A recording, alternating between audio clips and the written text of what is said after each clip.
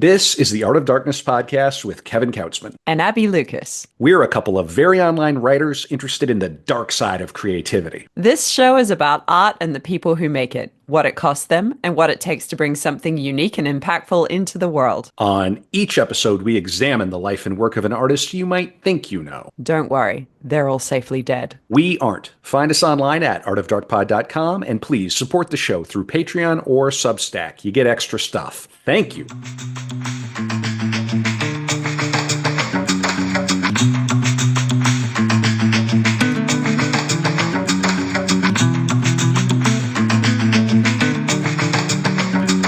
All right.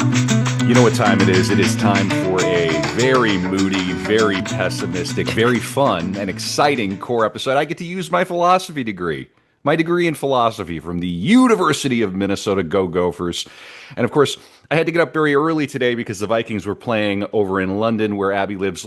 Abby, you need to stop advocating for more NFL games abroad. I know you're a big advocate of this. And I want you to pump the brakes. Not me.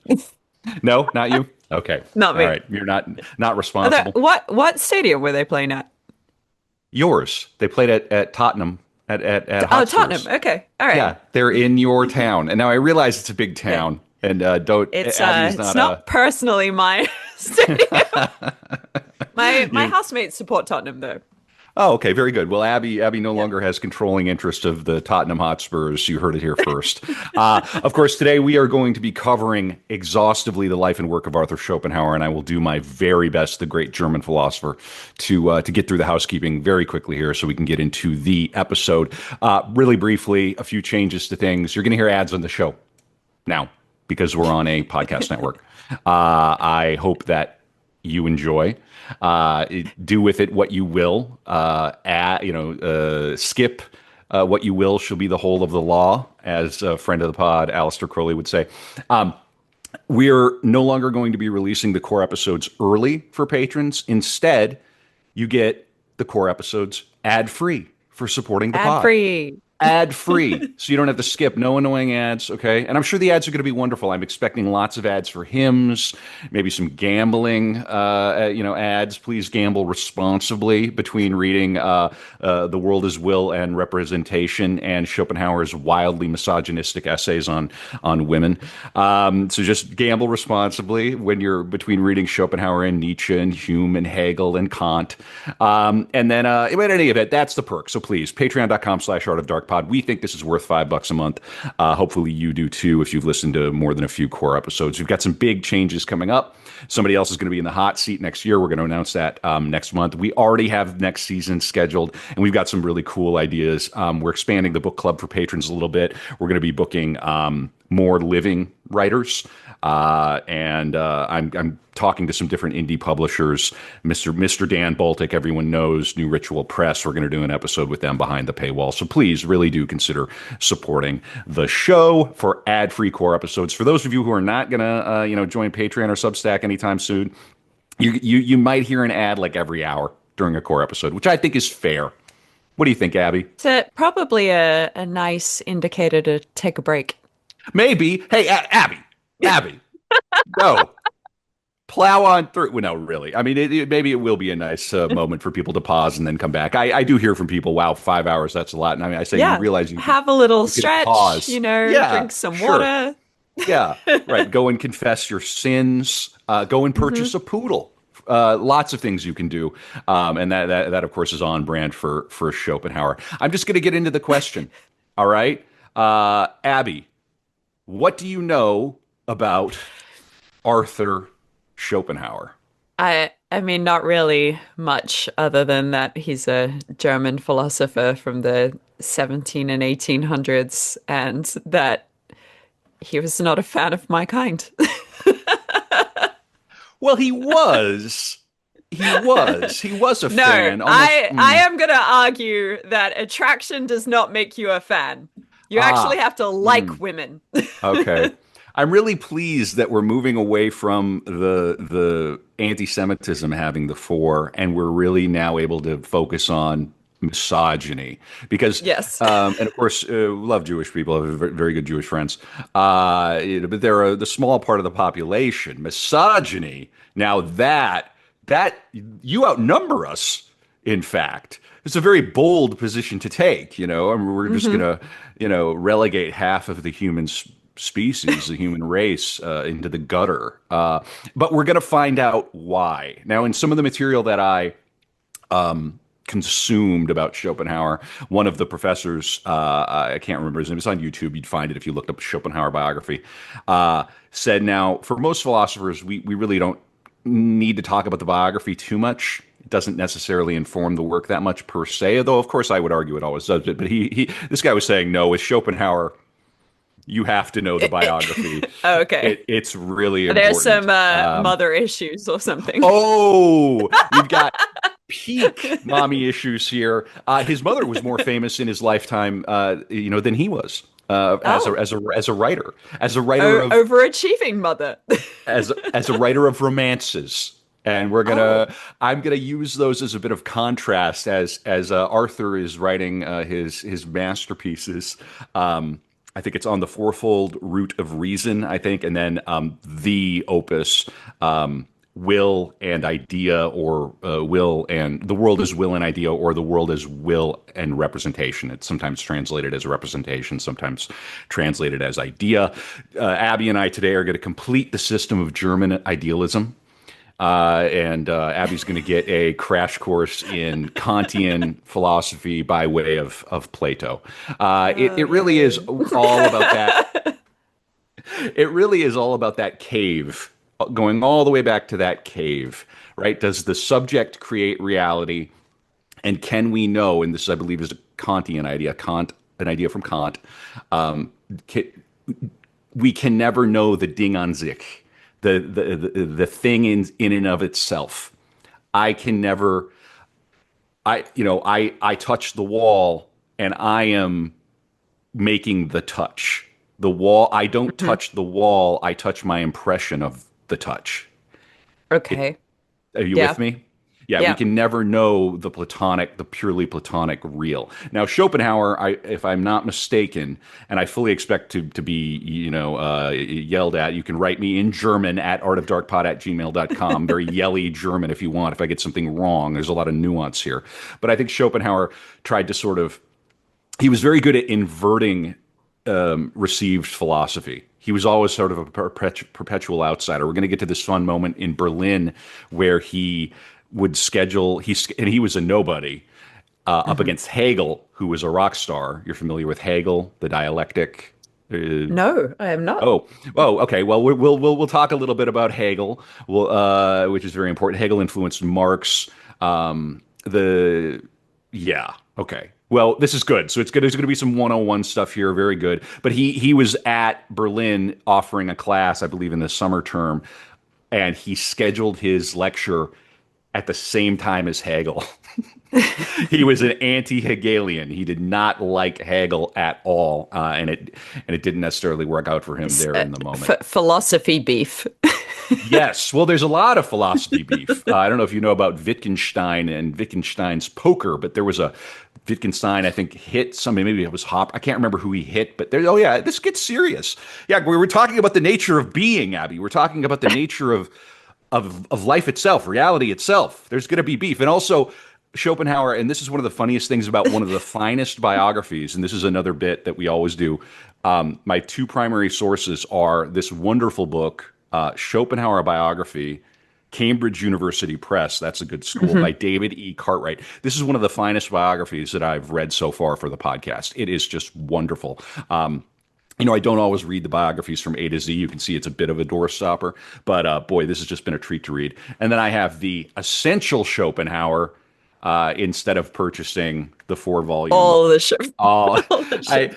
will and representation in this economy. So there you go. And of course, your patronage and support buys us these books so we can do this podcast. And with that in mind, let me tease the After Dark. So the After Dark is something we do for every single episode, whether it's a dark room with guests or a major core episode like this, where we do 12 plus core episodes a year. And the After Dark for this is probably going to be a full hour. We're going to continue to honor David Lynch by reading a random selection from Catching the Big Fish. Again, this is on After Dark for patrons, patreon.com/artofdarkpod, substack.com/at Art of Dark Pod. You get all the After Darks going all the way back, and then ad-free core episodes now. Big deal. We're going to talk about Schopenhauer's unusual kind of folkish metaphysics. Like he was really interested in spiritualism and animal magnetism. Oh, Schopenhauer, I wanted to say he's like Pixies, the band Pixies, where at the time, like, yeah, people knew Pixies, but everybody knew Smashing Pumpkins. Everybody knew Nirvana, but Pixies who? And then eventually Pixies, and they play theaters and things that everybody knows who Pixies are now. But they're like the band. Schopenhauer is the band that influenced all the other bands. Wagner, Nietzsche, Freud. It was influenced by Schopenhauer. Even now, Cormac McCarthy would be influenced by Schopenhauer. Schopenhauer is the philosopher that artists should read. The continental philosopher that artists should read. Schopenhauer and Nietzsche, I would argue.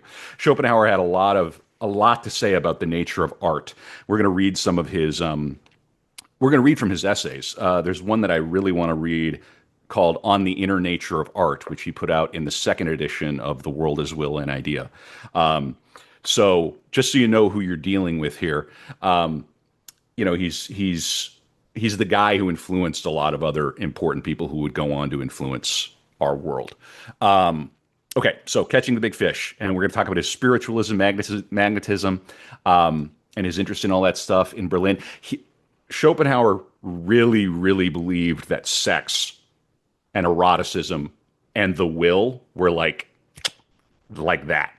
And that idea, of course, comes right to Freud, and then that influences pretty much everything after Freud. Right. And we're going to talk some about that. We are going to read the whole of Johanna Schopenhauer's The Mother.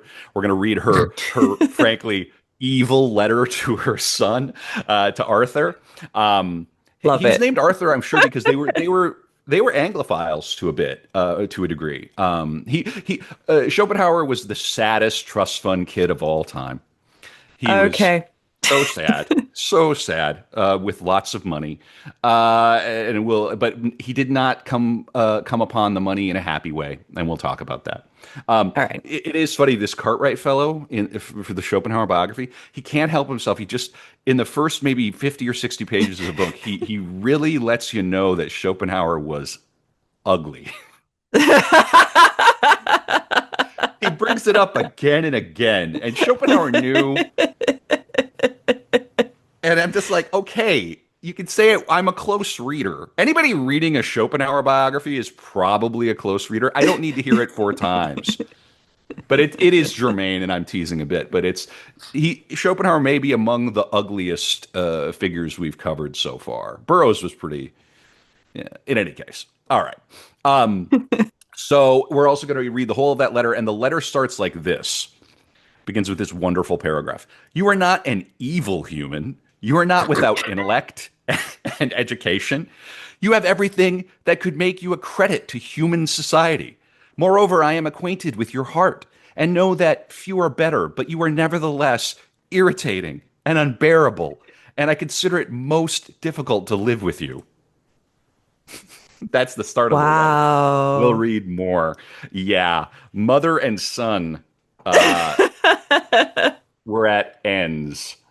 I am looking forward to discovering whether the mother was the kind of narcissistic mother that would terrorize said son, or whether the son was just so ugly a person that the mother was at a loss. Why don't we put a pin in it, and then Okay. don't forget at the end of the show, let's get the verdict.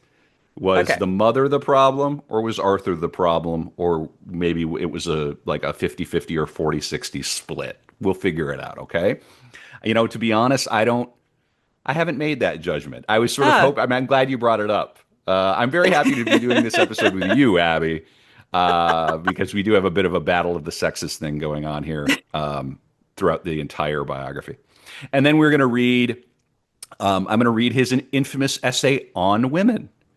Oh God. Let's read a few. Let's read a few paragraphs of On Women now, just to tease what we're about to get into. Let me find it. It is Oh, On Women. brace myself here. Yes, indeed. Yeah, yeah. All right, here we go.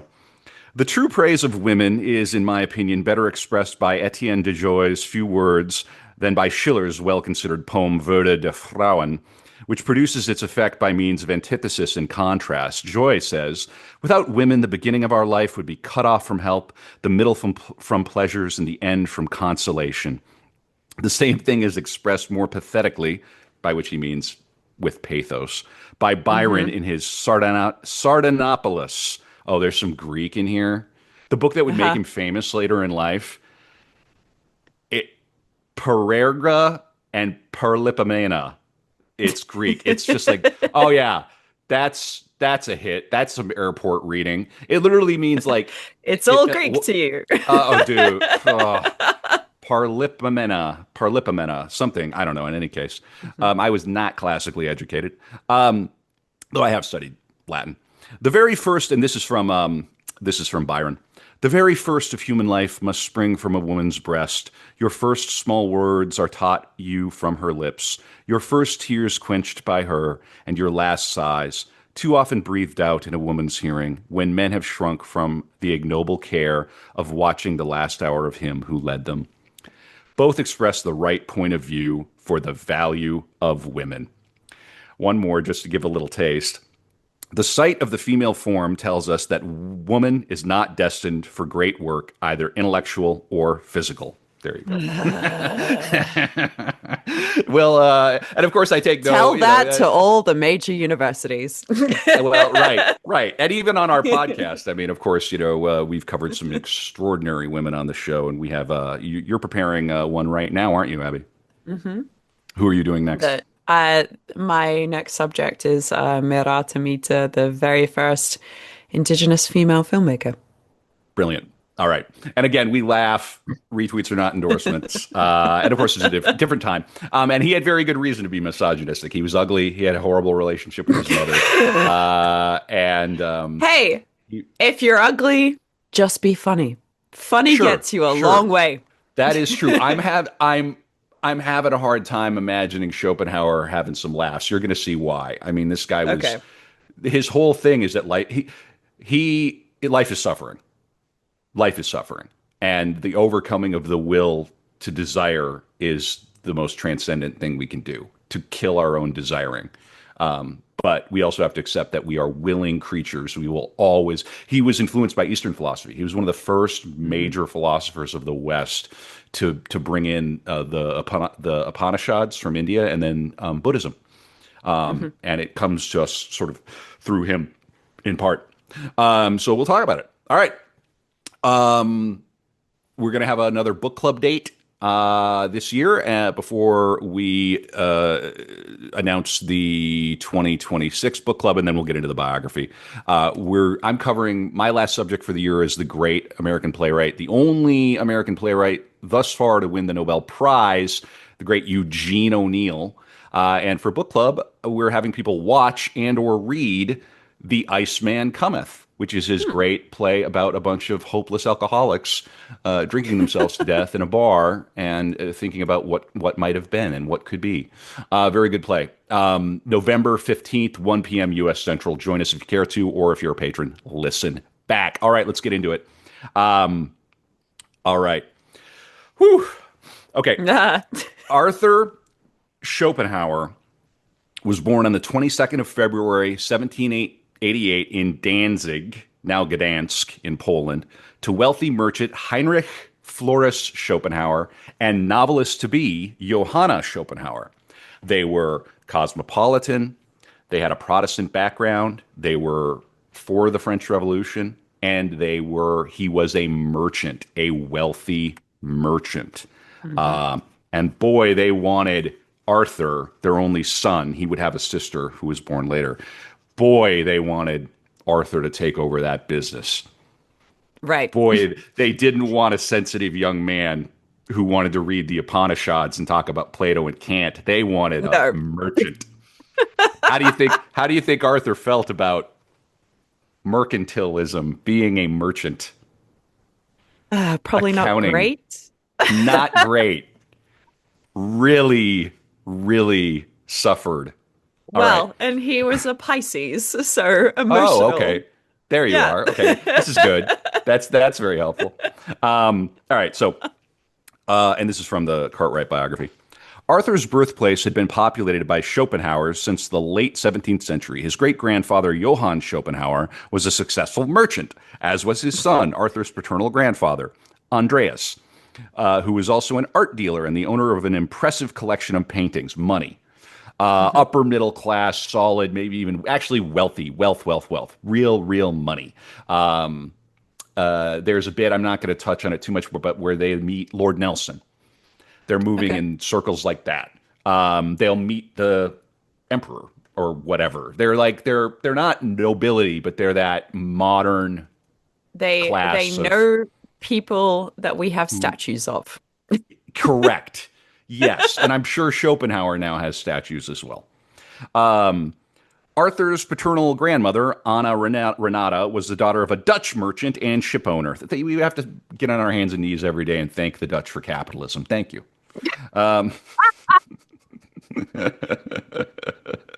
Or not. It depends on your policy. Maybe you think it was a mistake to all those boats. I don't know.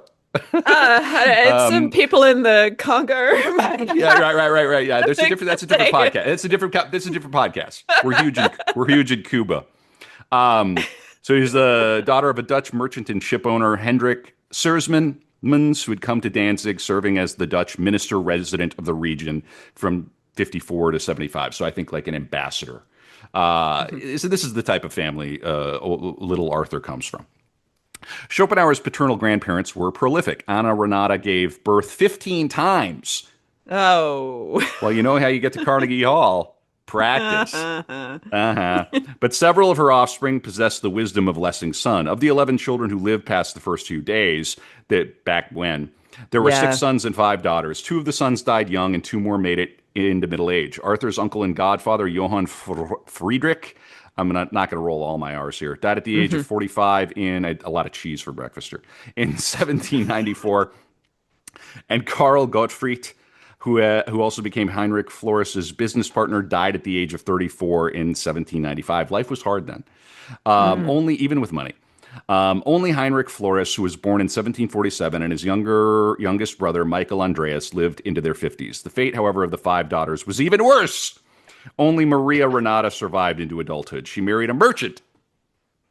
Merchants. She's We're just trying to have a good life for herself. She's we're like, this merchant merchant thing, masking this or merchant thing maxing. seems to be working for my family. So First date, I'm a merchant. Like great. I like how vague that is too. Like wholesale. What What merchandise merch? are What you merchandise merchanting? are you merching? It's really funny. Christian Gottfried Tietz in 1779, and they provided Arthur with his only cousin, Karl Gottfried Tietz. I'll read a little more because it's important. Heinrich Floris, his father, would have the good fortune of inheriting his father's business savvy and connections. Those connections. Hmm. Unfortunately, what he inherited from his mother would prove disastrous. Anna Renata possessed a pathological nature. She was given to Oh, severe bouts of depression and anxiety, and she was said to have a violent disposition. yeah, Put it's a not pin in great. that one. Put a pin in Hmm. that one. Arthur would get some of this. It would take him to court. Because of her mental disorders, she was placed under the care of trustees after her husband's death. Her youngest son, Michael Andreas, was considered an imbecile since birth, and Karl Gottfried became half mad prior to his death, mental illness.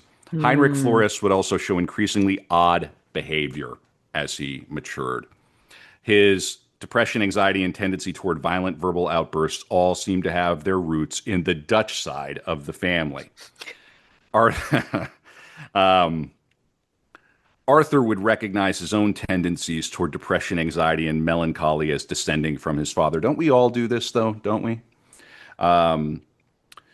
Inherited, I became a podcaster because of my father. I expect my children to Oh say. God.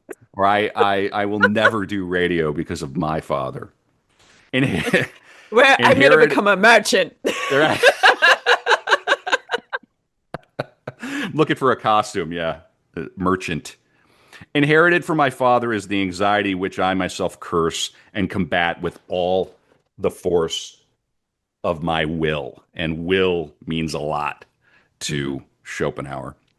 Later, when he asked whether his pessimism, and we're talking about philosophical pessimism, we're not talking about, God damn it, that train's not going to make it on time, is it? Or, and then it shows up on. We're not talking about day to day quotidian pessimism. We're not going, our numbers are down. We're talking about like philosophical, deep philosophical pessimism. The Yeah, priests you are all gotta be liars. pretty to be that pessimistic. We can't afford that kind of. Yeah, that's true. Yeah, he couldn't afford that. That's what he did. He was very committed to his truth. And his truth was, Hmm. we're here by accident. We are creatures of pure will. The will is driven by the sexual impulse. You were created by a man doing the act to a woman. You're here. And now we have to wrestle with the fact that we are pure will and we just want to keep repeating the same cycle over and over and over again. And you will never be satisfied. You will never have satisfaction. You can have all the wealth in the world, all the women in the world, all the men in the world. You'll never be satisfied. And the wrestling with that is what makes us human and what, in fact, even really kind of makes life living. Let's look at it square in the eye. And the priests are all liars. The English are backwards with their Sabbath rules. Lots of it. He was very anti-clerical. He was an atheistic. Yeah, I yeah. mean, I agree with a lot of this, but I wouldn't Yes. consider myself pessimistic.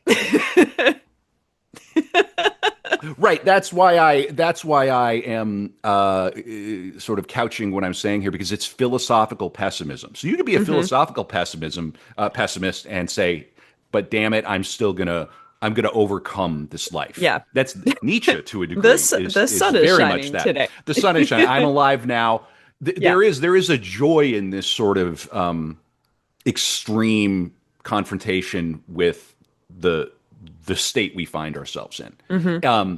And it is funny as a modern reader, a contemporary reader of Schopenhauer, his style is magnificent. He's very easy to read, especially if you get into the later essays. But even some of the essays from World as Will and Representation, if you can understand his core ideas, the style is magnificent. He's not an obscurantist. He's not like reading some of these French writers where it's just like they're just slinging words together like a Scrabble game to Right. just baffle you, and you have to know 10 other authors to understand what it's not like that at all. It's very direct, very straightforward.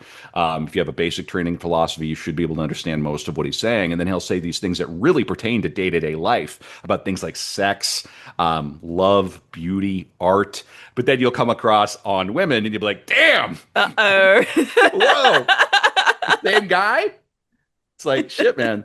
I put in the Discord, and the links are all at artofdarkpod.com if you want to come hang out with us. I put in the Discord. If you ever are tempted to sit down and write an essay called On Women, Bros, take a walk. No. Yeah. Go outside. No. All right. So here we go. Um, let's see. Later, when he was asked whether his pessimism resulted from something he suffered in his early childhood, he responded, "Not at all. Rather, I was always very melancholy as a youth, just naturally a sad boy." He would later theorize that one inherited one's will from one's father. Oh. Contrary to this theory, it seemed as though Heinrich Florus had inherited his will from his mother. Andreas Schopenhauer educated Heinrich Florus to ensure his success as a merchant. And then they talk about Heinrich and living in France and all the rest. And then eventually, our friend Arthur here would live in France. And there's a bit about Heinrich Florus. Listen to this. Oh, and the appearance. I got to get this. Heinrich Florus, his father, was not a handsome man. Perhaps he was just the reverse, but he had money, though. I bet he was funny, too. He was a Yeah, merchant. a merchant without money, that's very sad. That's just an Yeah. ant. Um, that's good. Yeah, that's good. Nailed it. Nailed it. Yeah. He had Nailed it. I'm making up for my horrible German and my even worse Greek. He had a square and muscular frame, a round head, a broad face, a prominent underjaw, puffy blue eyes, and a wide mouth framed with thick lips. Unfortunately, neither Arthur nor his sister Adele would escape the imprint of their father's appearance. Still, despite his uninviting appearance, there must have been something about him that would cause him to stand out in a crowd, at least in a crowd in 1773 in Berlin. Friedrich II, or Frederick the Great, upon his return from a trip, spotted Heinrich Florus among a group of spectators. He stopped and asked him where he lived. Heinrich Florus told him he was a merchant from Danzig. For some unknown reason, the Prussian king then asked him whether he had a spaniel. He replied in the affirmative. These kings, they're just running around, they're on laudanum. They're stoned to the gills. They see this What type funny of looking guy. dog do you have? Do you have a spaniel? In his mind, he's thinking he looks like a spaniel. I bet he has a spaniel. That's a spaniel owner if ever I've seen one. Probably made a bet. Probably made a bet with somebody, right? They're just these Yeah. noblemen. Listen to this. This is the king, the Prussian king. He replied in the affirmative, which must have pleased the king because he invited Heinrich Florus to visit him at 6 o'clock the next morning. The king was impressed with Schopenhauer's dog, but more so with the man himself. He invited him to settle in Prussia after informing him that Danzig's independence would have no future. And as could have been anticipated by anyone familiar with Heinrich Florus's loyalties, the staunch Republican, pro-revolution, declined the royal invitation. Right? This incident with Friedrich II signified, well, that's how you get the girl, though, is you're not, I'm not interested. I'm an Enlightenment man. Yeah. I'm not interested in visiting I'll come. I'll bring my dog, king. Yeah. But I'm not going to settle in Prussia. I have I'm a merchant. I'm a wealthy merchant. Yeah. Listen. So it signified Florus's attitude toward political authority, and especially toward the Prussian monarchy. This attitude was captured in the Schopenhauer family motto. I need a family motto. Yeah. Yeah, that's a good one. I got to think about that later. But here's the motto.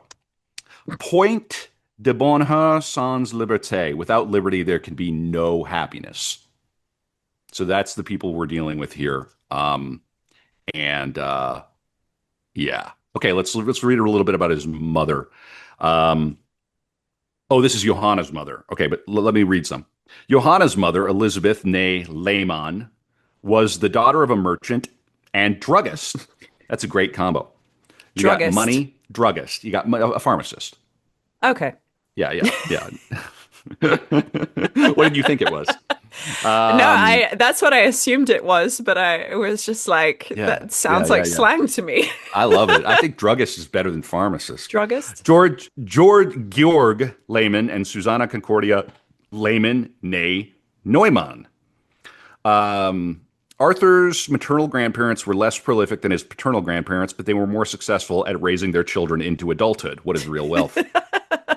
Their first child and only son, Heinrich, who was baptized in 1765, died in youth. Johanna, born on the 9th of July, 1766, was the eldest of three daughters. She was followed by Arthur's godmother, Charlotte Elizabeth, and Juliane Dorothea. A stillborn daughter was also born. So death is kind of all around you. It's just a little different. I mean, we see plenty of it, but it's different. As a female in the mid-18th century, Johanna's planned course in life was fixed by her gender. Ideally, she would become a wife and mother, and I'm throwing this in, ideally to a merchant. Although her father knew French, Polish, and Russian from his business travels, her parents were not well educated. Isn't that fascinating? You'd be like multilingual, but not be considered educated. I guess that's practical. Practical. They got all these languages, but they don't play the upright piano. So right. Yeah.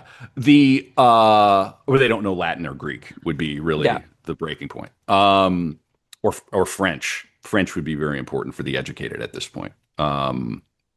Lingua franca. You will see all through Arthur's life how important language education was to him and his family. I mean, I think he was conversational or even like semi-fluent in French and English. German, obviously. He would write in German, although I think he wished he could have written in Latin. We'll talk a little bit more about it. Right. Nonetheless, they did allow Johanna to receive a broader education than most girls of her time. Certainly, she was schooled in deportment and household management, and she learned to play the piano and speak French, a language. I'm getting ahead of myself. A language required for polite society. Around the age of 3 or 4, she attended a nearby school for young girls that was operated by the mother and two sisters of the well-known painter and engraver Daniel Chodowecki, Polish, I imagine. She was taught deportment there. So I got to sit up straight here. Oh God, when he eventually, and we're going to get to it very soon, but Arthur would end up. His family would take a grand tour. They had that kind of money Yeah, where they were okay. just, we're going to take the entire summer. And I think Arthur was given a choice, right? Either you're going to go and do what you want to do, or you're going to come with us on this grand tour. But if you come on this grand tour, you're going to You're a apprentice to merchant. be a merchant.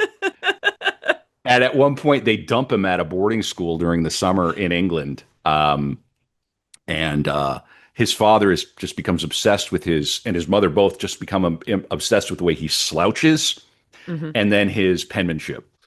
They just keep hammering. Because if you're going to be a merchant, people got to be able to tell your nine from your zero, from your Right. one, And and you've got to look and also confident. yes, and you have to have a fine. You have to be able to sign your signature in a genteel way on the contract, and you have to be able to Hmm. correspond. Um, and writing even to this day is very important. If you learn one, if you want to break into white collar work, being able to write well and Hmm. manage a calendar and put an email together properly, you still have to kind of know how to do that stuff, unless you're a shit hot engineer. But even that, it's nice to be able to write a proper email to HR. In any case, okay. She was taught deportment there as well as elementary French. Later, she was also able to observe Chodowecki in his studio. Both the art and artist enchanted the young girl. Johanna reported in her memoirs that this experience inspired her to become a painter and woke in her young soul a deep appreciation of art. And of course, she would become a semi famous novelist. Using language that one could have thought had come from her son, she reported that from that moment and throughout her entire life, art was my comfort and joy. Through it, I was released. Okay. So yeah, she has a home tutor, so she's a little more educated than the average woman of her time. She becomes fluent in English. A girl in learning English. For what on earth would you use that? This question was repeated daily by friends and relatives because this was unheard of at that time in Danzig. She's saying, I began to feel ashamed at my knowledge of the English language. Me too. Me too. And therefore, I resolutely refused to learn Greek. Okay. All right. So she becomes familiar with English literature, Milton, Young, Shakespeare, Homer, in Pope's translation, and they would become kind of Anglophiles, which I think is Hmm. again probably where the name Arthur comes from. I Right. would venture. Yeah. It is not known when and how Heinrich Flores met Johanna, which means they met on the app. Although, right? Although it is no, there were no apps. Although I it mean, it is also sounds like a not merchant arrangement. Like their dads sure. probably met at some point. Right. Yeah. It might have been like an arranged thing. Although it is Mm. also not known why he wanted to marry her in particular. She did come from a respectable family and she was properly finished. Hmm. She was not a bad looking woman, but the blue eyed, brown haired Johanna was likely not considered a beauty either. She did possess a cheerful personality. She was vivacious, charming, and sociable, which were character traits lacking in her husband, and which would provide useful support for the proper household and societal needs of a gentleman merchant.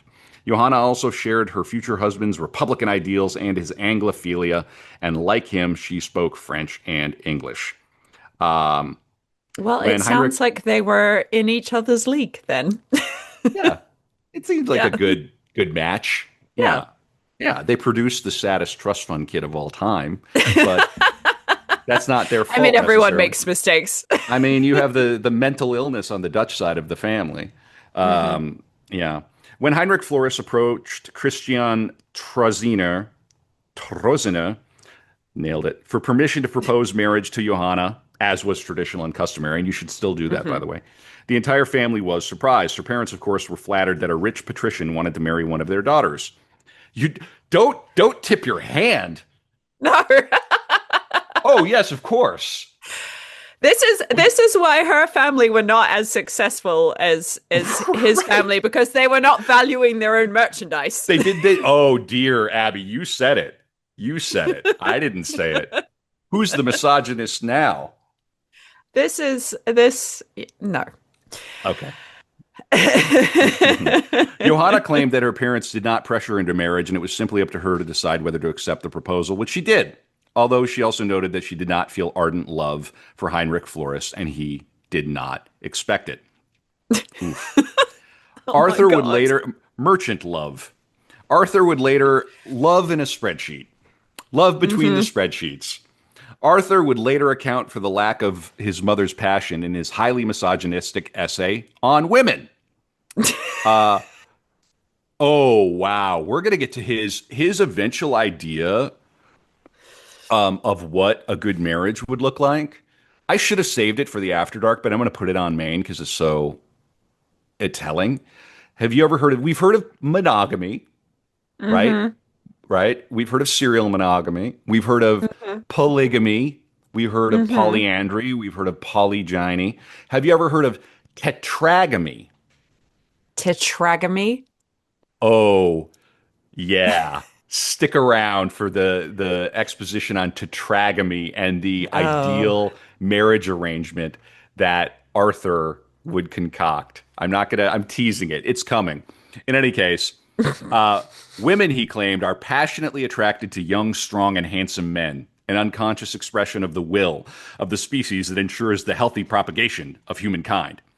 At best, Heinrich Flores was strong, but given Johanna's family situation and the social expectations of a young woman, perhaps his strength, coupled with the promise of social status and wealth, compensated for her husband's lack of youth and attractiveness. This is the author poking a little fun at Schopenhauer. With two younger unmarried sisters at home, the ramifications of living in her father's home after rejecting what would be considered a good match would probably be such that one could safely conclude that Johanna really had no choice but to accept Heinrich Floris's proposal. The Hmm. 38-year-old rich merchant married the 18-year-old woman, age gap, on the 16th of Whoa. May, 1785, in the old small church, All of God's Angels, in Danzig. All right. So I they assumed they were just similar. What was he doing for all of that time? making bank, merchanting, Merchanting, moving merch, getting rich, meeting the walking king, spaniels. walking spaniels. Schopenhauer would come to love poodles. Arthur would come to love poodles. He had a series Mhm. of poodles Okay. throughout his adult life. He named them all Atma, which is some sort of Eastern. I have it written down, but they all had the same name. So one poodle would perish, and he would acquire another poodle and name it the same thing. He loved Okay. poodles. He loved dogs. He has some. We'll read some of his. He loved dogs. He really believed if you're suffering from melancholy, anxiety, get a dog. He I mean, loved I dogs. can get on board with that. Yeah, yeah. So I'm trying to, try to. This is save the cat moment. Is he really loved dogs? He saved some dogs. Yeah, yeah, Poodles, interesting absolutely, choice. Poodles are very absolutely. smart. Yeah, I mean, and also you got to remember this was a cosmopolitan man. He was Hmm. city boy for sure. All right. The Right. newly married couple lived in a Poodles. townhouse in Danzig during the winter. Summers were spent at the family estate, Palanki, which was near Oliva, a small village that was an enclave of summer homes owned by the wealthy Danzigers.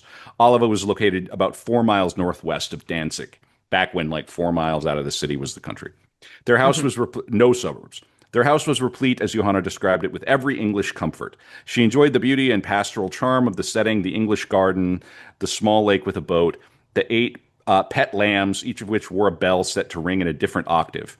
Inside, she was surrounded by artwork, paintings, engravings, and casts of antique sculptures. The library contained a rich assortment of English and French literature, and during the week, Heinrich would remain in Danzig, and she would stay with her servants at Palenque. Hmm. So she adopted a solitary mode of life, um, avoiding visits to her neighbors, short pleasure drives in her carriage, long walks. Schopenhauer would become a walker um, for the last part of his. This Mhm. sounds like the environment for a writer. Indeed, doesn't it? Yeah. Yeah. We'll talk about Schopenhauer's famous walks later. She was directed to do so, she said, by following a certain inner voice, which I have all my life been directed to follow, as on the rare occasions when I acted against it, I invariably found cause to regret it bitterly.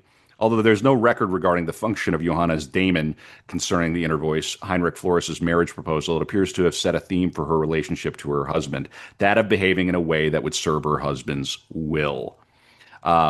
So she adopts a state of existence meant to still his suspicions about her faithfulness. There's going to be no doubt I am your kept lady when you go to the city. I'm not looking for the young and attractive gardener.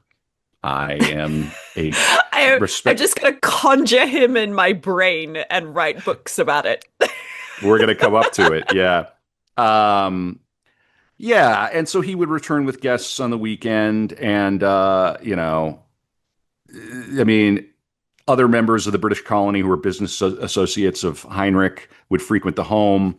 Family members would visit, as did some minor luminaries, such as a man named Vogler, the organist and composer of church music, and the French balloonist Blanchard, who in 1785 floated over the English Channel in a hot air balloon. Um, Wow. all right. So, right around this time, they're doing some traveling, and she becomes pregnant. He um,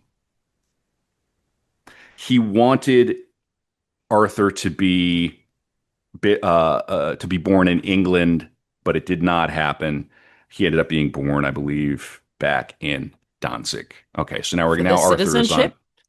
Yeah, for citizenship. They were real, like I said, they were real Anglophiles, and they thought that it would help him what with his of With his eight, merchanting. 18, yeah, 18 years hence, that British Yeah. passport, that British citizenship could, do they have? I think that's why they wanted it. Yeah, they must have had that birthright citizenship at that time or whatnot. Yeah, I don't know if they have it now. I don't think they do, but Sure. yeah, at Yeah. that time, sure, why Yeah. not? Sure. Sure.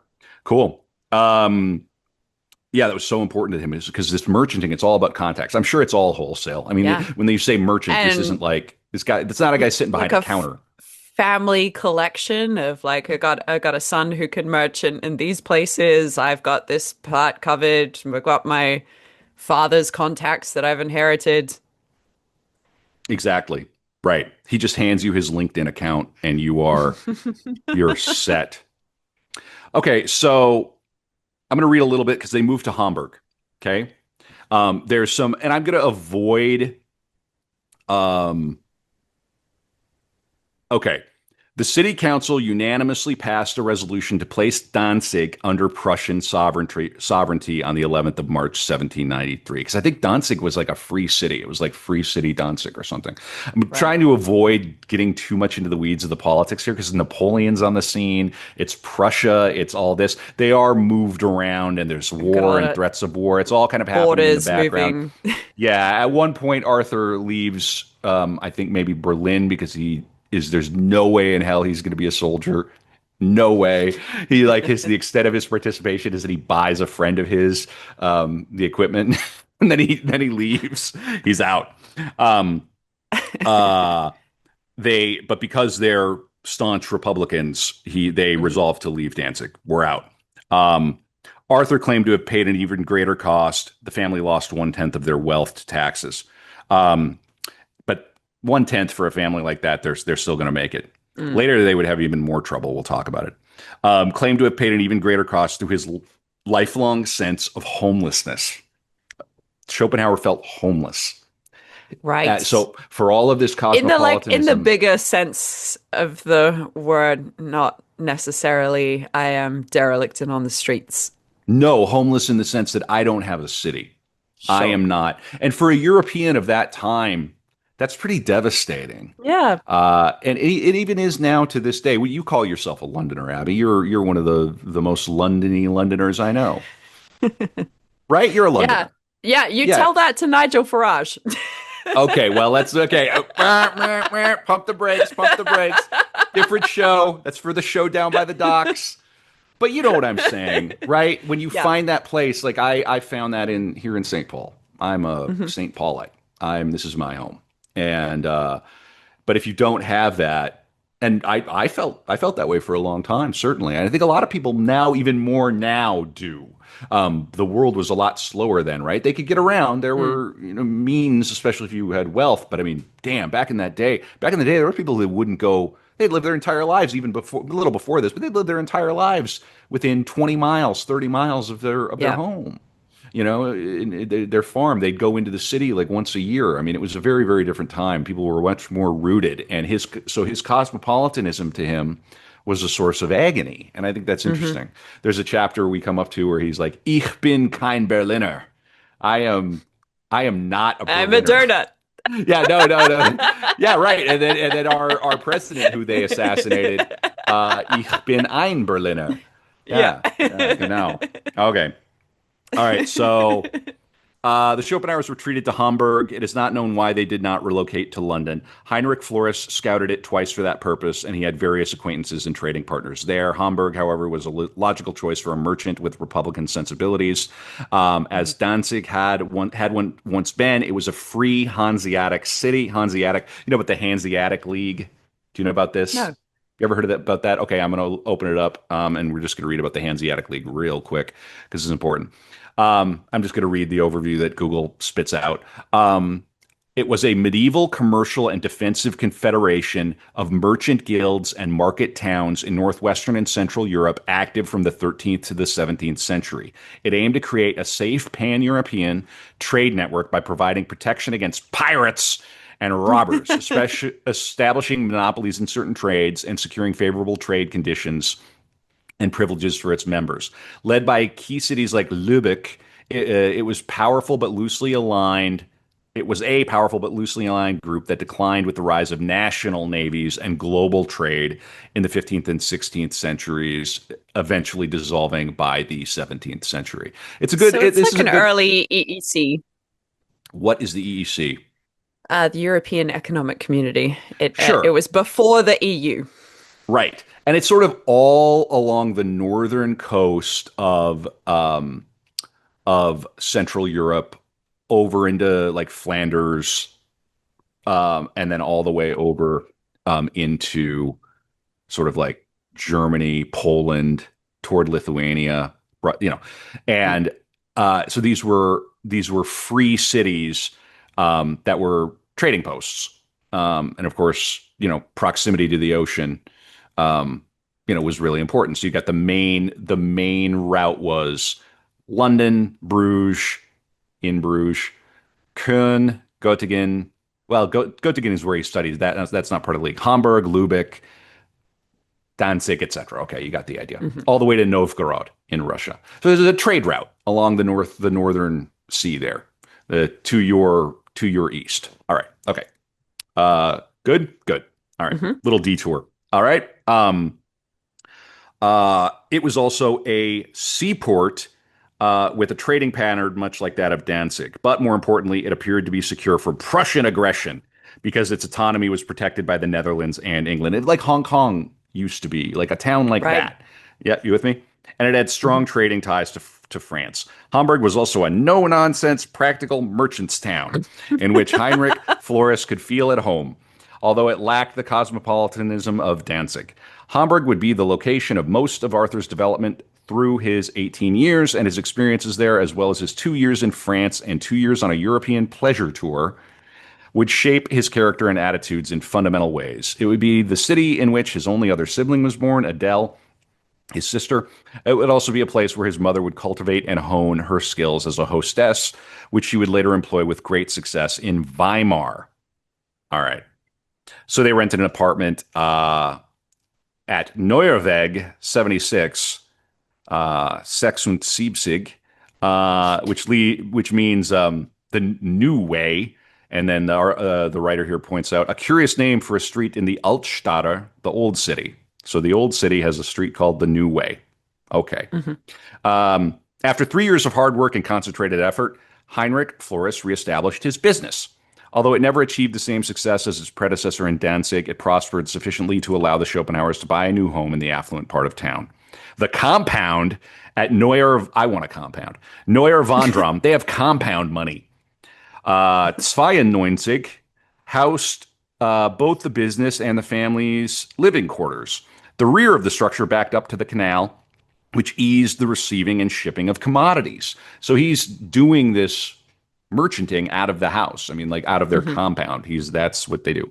It contained the stockrooms and storage, as well as the business office or counting house, where business functions such as record keeping, accounting, and correspondence were conducted. There was an inner courtyard enclosed by a carved wooden gallery. At the front of the compound was the residence, consisting of two main rooms and eight smaller chambers. The home included an extensive picture gallery, a well stocked library, and an elaborately appointed ballroom, which could accommodate more than 100 guests. So they have Wow. a ballroom. Cool. Um, Abby, I'm just going to stand up for 30 seconds and check something. Where are you at right now with Okay. Arthur and with Arthur's family? You haven't really met Arthur much yet, but where are you at with this family? No, I actually don't. I mean, aside from the adult Arthur stuff, I'm not fully acquainted with Arthur the child, but I could see how a family like this might create a lot of pressure for a young man growing up. Like you always read stories and see television shows and films about families that really want their kids to go into the family business or to go into a certain they have expectations for their future careers. And I never had that as a kid, so I find it very difficult to sort of like grasp or relate to. But yeah, I could see Sure. how the many generations of merchanting on both sides of the family could become a sense of a center of tension for Yes. the younger. Right. And there is always like in those families where there is a lot of money kicking about, by the time it gets through some generations and that generation isn't the one that's had to work for it, right? The like it's sort of like the third or the fourth generation that's the one that's like, oh, there's this money and there always has been this money. Well, I'm now just like free to do whatever I want, and I'm a philosopher. I'm a philosopher. My thoughts are better than everyone else's thoughts. That's 100% who Arthur becomes. Right. Yeah. Okay. Um, and like the generation that's in the middle, I'm guessing like his father's generation, they've seen the hard work of the parents' generation. They've continued it on, and they're still cultivating a sense of like some hard work, and it's very easy, I guess, to look at your children and be like, you have no grasp on reality whatsoever.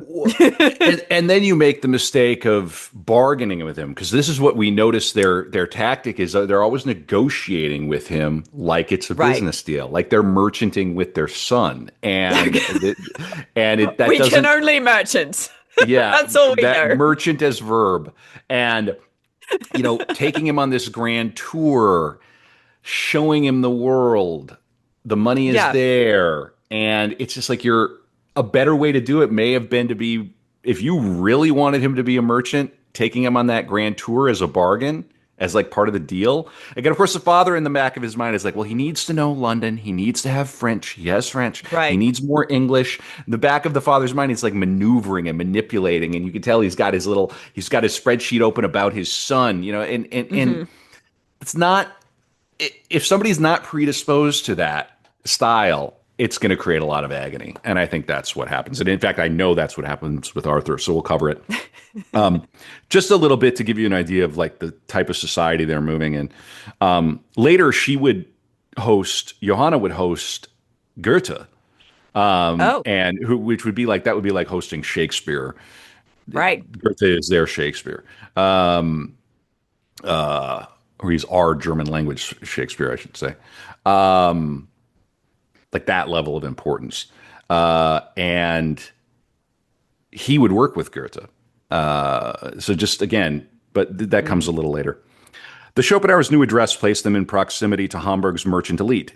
Jenisch, Parrish, Godefroy, Vaught, and Sieveking. The fact that they circulated in the society of the Sievekings in particular demonstrated that they enjoyed the best of Hamburg's social life.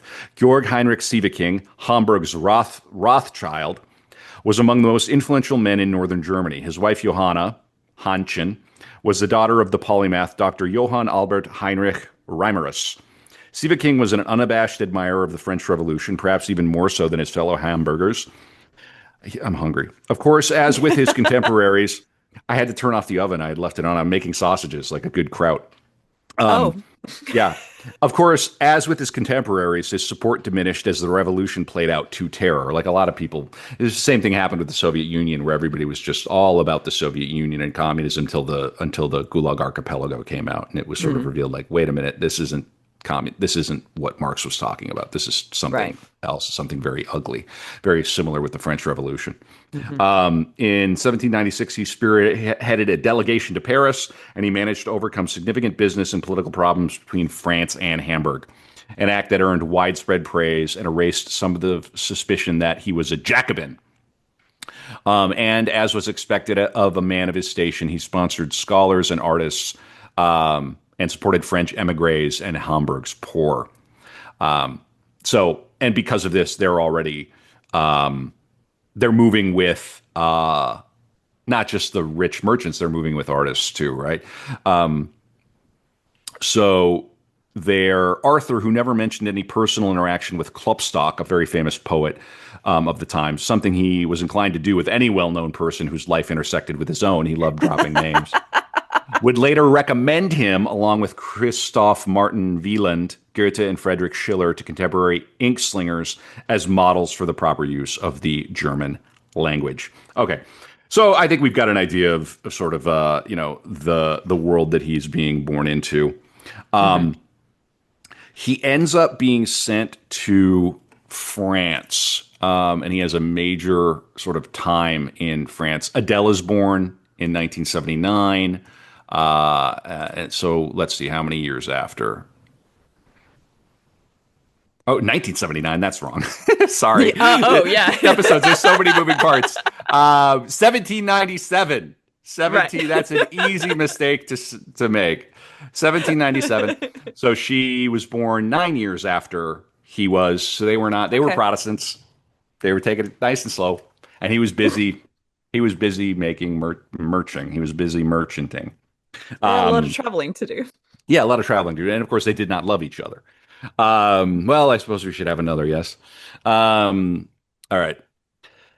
It was customary for fathers to become close to their children once they reached the age of 8. After 1 year of taking a more concentrated interest in his son's development, Heinrich Floris's idea of becoming close to his son was to put him at a distance. He placed him in the home of a business associate, André Charles Gregoire de Blesimer, in Le Havre, France, for 2 years. In his curriculum vitae from 1819, Arthur claimed that it was his father's desire that he become a successful merchant and at the same time a man of the world and with fine manners. Heinrich Floris was attempting to duplicate the same sort of experience in his son that Andreas Schopenhauer provided to him. The parallel between these experiences, both of which sought to groom liberal and cosmopolitan attitudes in a son who would be well connected to various trading partners, breaks down in a telling detail. Unlike Andreas Schopenhauer, who let a mature Heinrich Floris live and work abroad, Heinrich Floris took a 9-year-old boy to live abroad. If a 5-year-old Arthur felt homeless after his family left Danzig, it is easy to imagine the effect this had on him, especially because he was a child who feared abandonment. In an entry Mm. to his private diary dating to around 1833, Arthur reflected critically on his character. Nature has done more than is necessary to isolate my heart, in that she endowed it with suspicion, sensitiveness, vehemence, and pride in a measure that is hardly compatible with the mens aquae of aqua, the thinking. I Yeah. don't know what the AEQUA of a philosopher.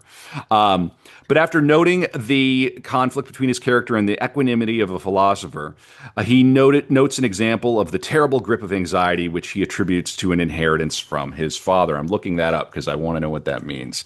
That's so sad. He's such a sensitive young man. He would have been an Art of Darkness listener. He would have loved our show. Oh no. He would have. He would have been a little sensitive. Poor little Arthur. It's quite an insight. At some point, I Hmm. don't know what age he wrote that down, but boy, nature has done more than is necessary to isolate my heart. Oh. I could hear the first chords of the Cure's Disintegration now Yeah. playing. So wait, Uh, what is this about? Oh, my boy, you've turned 8 years old. I should probably get to know you. Like, yeah. Yeah, yeah. This is just culturally how it was done, I suppose. I think the fathers were busy; they were earning money, Mhm. and it was assumed that the women and the nannies and whatever, 8 is well, maybe they're beginning to come into the mind of reason, right? They're able to be reasonable, maybe, or something Right. like that, right? I can actually talk with my son and start I to, can communicate with this. yes, indeed, with this It's no creature, longer a potato or a tomato. or a Um, tomato. that's your nickname now on the Potato in this website, by the case. way. Oh Yeah, my and God. I'm pulp and potato. Are these potato Europeans? These are potato Europeans, aren't they? But These are potato Europeans, these yeah. are potato Europeans with tomato money.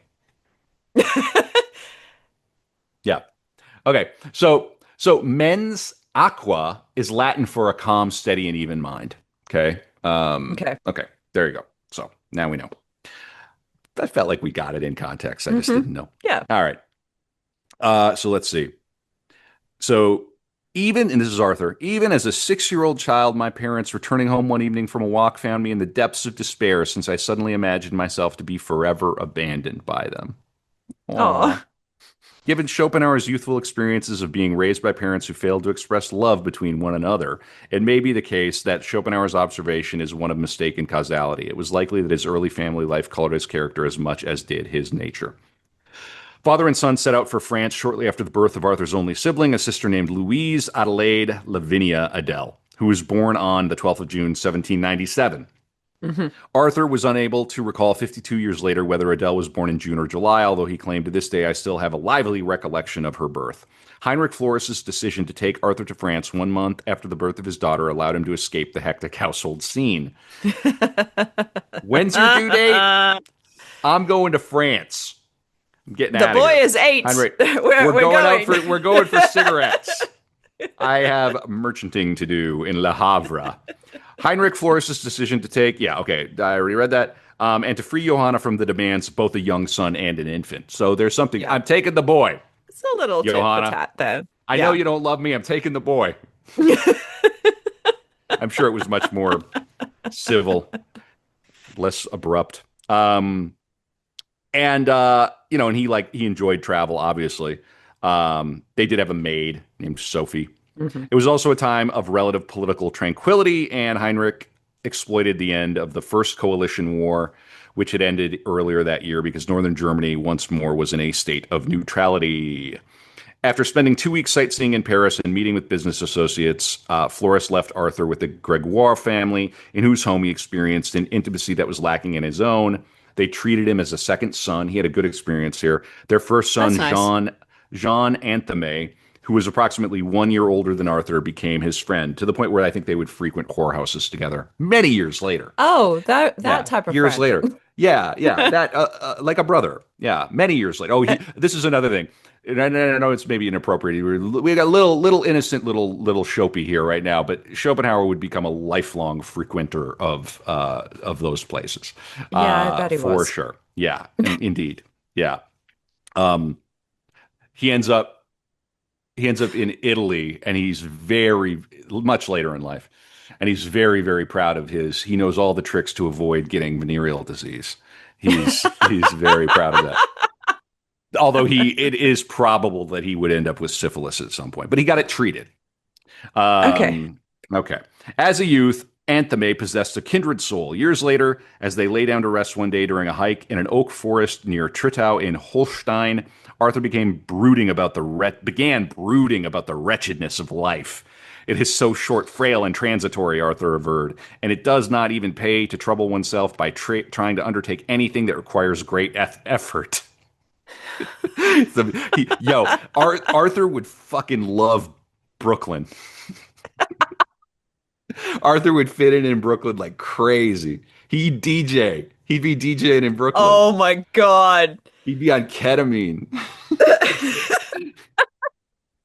He Somebody would have to just pick up his really set. can't deal with the stress of merchanting. Hey, my name's DJ Short, Frail, and Transitory. This is this we're gonna listen to the whole This of goes out to all Disintegration the tonight. homeless out there. That's right. Yeah, all the unhoused people. That's Yeah. hilarious. We're just gonna listen to the whole of the Cure's Disintegration album. Um,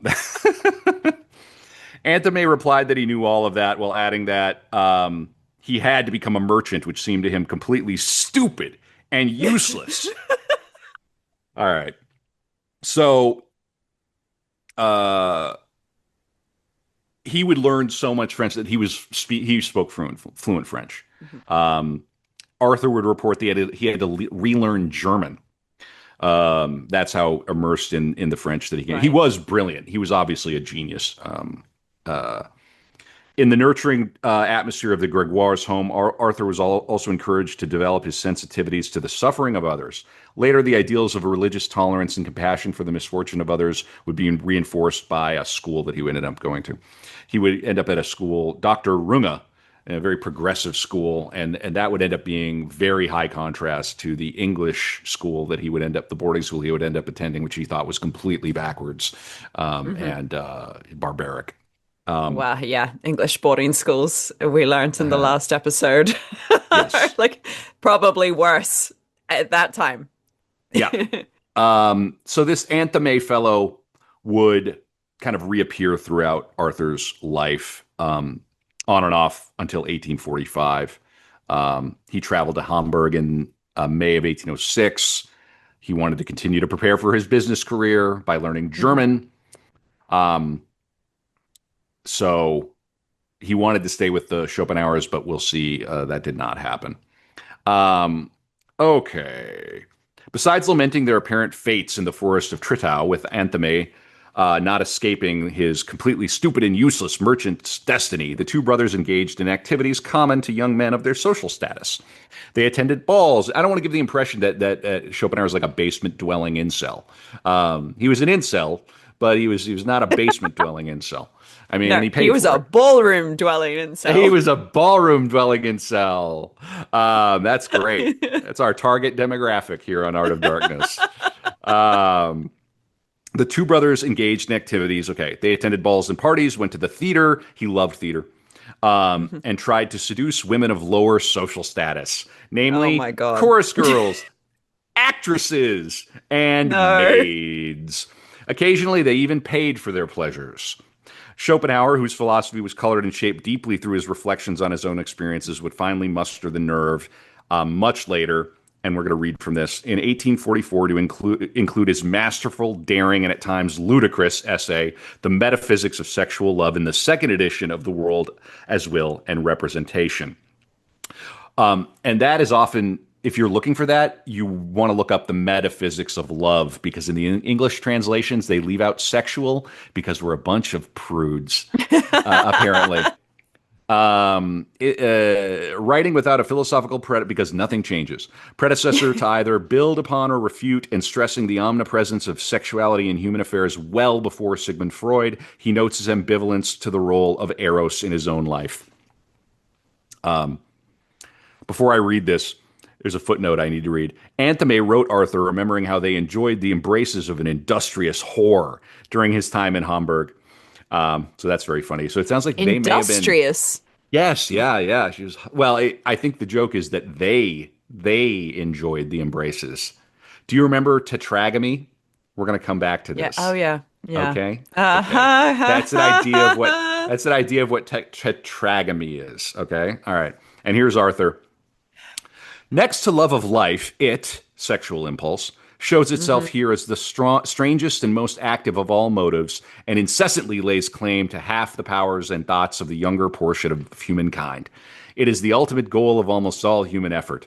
It does not hesitate to intrude with its trash, to interfere with the negotiations of statesmen and the investigations of the learned. It knows how to slip its love notes and ringlets even into ministerial portfolios and philosophical manuscripts.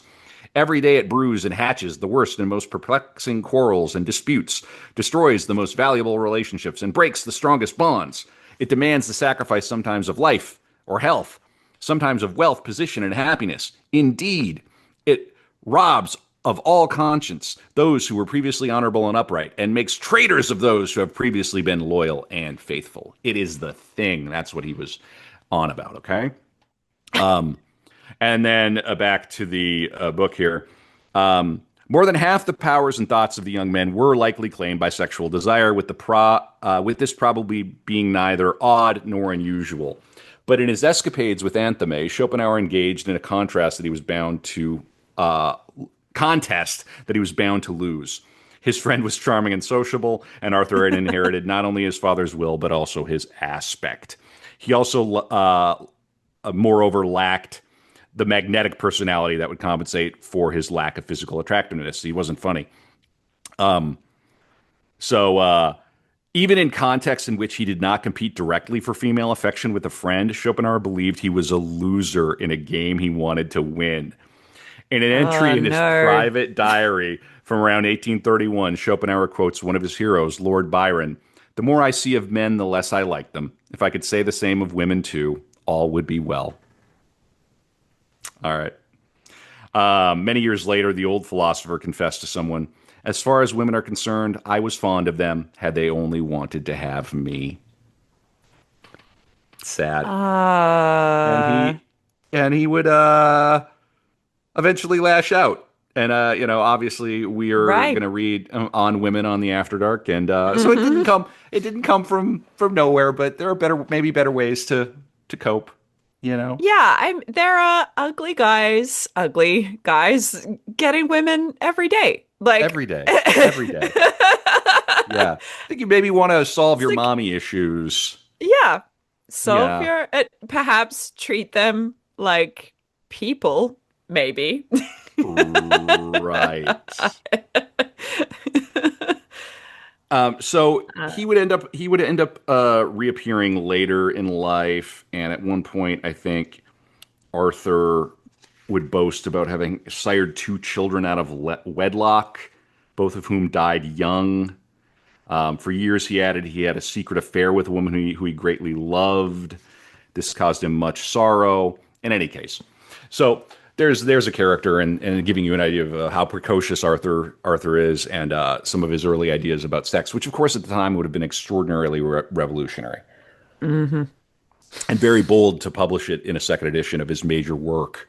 But he would do that later. We're going to read some of the stuff that he put into that second edition of the major work.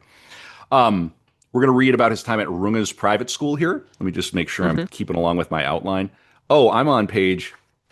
What page am I on here? I am on page 2 of 20. I think Oh. I'm gonna have to start to speed up here. Um, but we're gonna get to the end of Act One here, and then I'll Mhm. I'll pick my poison and try not to make this last 7 hours. Um, Oh no. well, so um, is this where he goes to? Yeah, Runge School. So his father continues grooming him for a successful business career. He goes to Dr. Johann Heinrich Christian Runge's private school, an institution Mhm. designed to train the scions of great merchants to follow in the footsteps of their parents. And it was one of the best schools. Arthur he would spend 4 years there. Runge was a progressive educator and a charismatic figure. He ultimately took his degree in theology at the University of Halle, the academic hotspot for pietism, which we talked about on the Hesse episode, I believe, a reform movement in the Lutheran Church that strove to reinvigorate the devotional ideal in Lutheranism at that time. In any event, there's a lot about Runge. There's a lot about his um, moral development of Arthur. Mhm. The lower school, they would study Latin, French, German, intellectual exercises, um, which is German Denkübungen, and natural history. So you can kind of get the idea. He's getting a very good education. Hmm. But he does note that the Latin instruction was not serious and dedicated only to appearance. There was religious instruction. I just want to give you an idea. At night, the boys would attend parties, balls, and masquerades, enjoying the social benefits of their class and honing their social skills and manners. It is not known whether Arthur ever attended any of the celebrations held during the visit of Lord Nelson, Lady Emma Hamilton, and her cuckold husband, Sir William Hamilton. Boys, you just want to avoid that in the history books. Try to avoid that. So, yeah, they loved the visit. Everybody was just over the moon about Nelson. And the English merchant sponsored a grand gala at the Bowling Green to honor Nelson, who was warmly received at all of his public appearances, with his one arm, I imagine. Johanna mentioned Nelson and Hamilton in the outline of her memoirs, and it's likely that Schopenhauer met both figures. Nelson, whose body was slowly whittled away in war, had lost an eye and an arm. Mm. He would surrender the remainder of his body at Trafalgar 5 years later. The cachet of the name Nelson was likely one of the factors that would later lead the Schopenhauers to enroll Arthur in the Wimbledon School, which we're going to come up Oh. to. Um, okay, so here we go. Um, so here's the lure. Arthur recognized years later that his father dangled an irresistible lure for a 15-year-old, one that allowed his own desires to trap him in a life he detested. His curriculum vitae provides an uneasy analysis of his alleged choice. This is like, you're going to come with us on this tour, but his father, he wrote, had not forced him to forego a formal education due to Heinrich Floris's innate respect for the freedom of each human. But respecting a person's freedom obviously did not entail ignoring or exploiting that which would lead his son to betray himself. Arthur wanted to go and be an academic. Arthur wanted to Mhm. go and get, you know, go and get a formal education. His father's like, no, you have what you need to do business. You're gonna take the Mm. trip, and then we're gonna apprentice you. You are gonna merchant like I merchant and like your grandfather merchanted before me. Mm. He noted that his father knew he was eager to see the world and that he had a lively longing to revisit Le Havre. He knew, moreover, that the trip was something a young heart could not forego. 2 years to go take the grand tour, to go see London and possibly Scotland and all of Europe and France. And I mean, that is a tough thing to pass up. Um, Yeah. I mean, we kind of do that these days, but we have to pay for it ourselves. most of us, yeah, for sure. Yeah. Yeah, so he chose the trip instead of pursuing his education as a scholar, and he promised his father that upon his return he would prepare for the life of a merchant. So he betrays himself Liar. for a trip. For a trip. For Well, a trip. we'll come to it. We will come to it. Um, so he, in 1803, accompanies his parents for a year on an extensive journey through Belgium, England, France, Switzerland, and Austria. Hmm. Um, these experiences shaped his Anglophilia and also his skepticism about Anglican religiosity. Um, Hmm. Heinrich, uh, yeah, so he chooses travel. Here's what he would say about some of the aristocrats. This is very funny. Um, let me see. Do I have the right page? Let me read some of this. Um, he would bash the aristocrats they would meet. He just was like, "You're not all that. You're you people are wasted. You don't have anything going on. All you have is money and a title." Um, Uh, in many ways, nothing changes. In many ways, Arthur was a sophisticated and precocious boy, but he was a boy nonetheless. He delighted in bashing the various aristocrats whom the family encountered by noting how common they appeared. It's funny. He was mhm. captivated by a ventriloquist's act in London, where he was also astonished by an attraction in Leicester Square called the Invisible Girl. Well, that would really appeal to him for sure, because all that's yeah. Where for two, that's his life. I feel that, dude.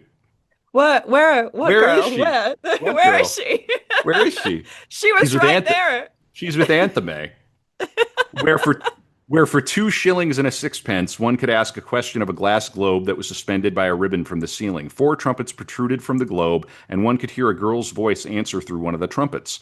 Music would also project from the globe, and the disembodied voice would describe the questioner and reply in English, German, and French. Arthur was baffled. This strange trick, which has found the greatest applause, was incomprehensible to me as it is still today to everyone else. Okay. All right. So there's a little bit. Uh, let's see. Yeah. Okay. Very good. So they go on their tour and they send Adele and her nursemaid to Johanna's parents in Danzig, and so he gets to go and travel around Europe on the grand tour. They end up Oh, at poor Adele. Dover. Yeah. Well, she's only 6. I mean, you know. Uh, And Johanna would she has a travel diary that's published mhm. about this time. And here's Wimbledon School. On the 30th of June, 1803, after roughly 5 weeks on tour, Arthur became a special boarder at the Reverend Thomas Lancaster's Academy, which was called Wimbledon School for Young Noblemen and Gentlemen. His 12 weeks at Wimbledon School were the unhappiest of his travels, and they may have been among the most unpleasant of his youth.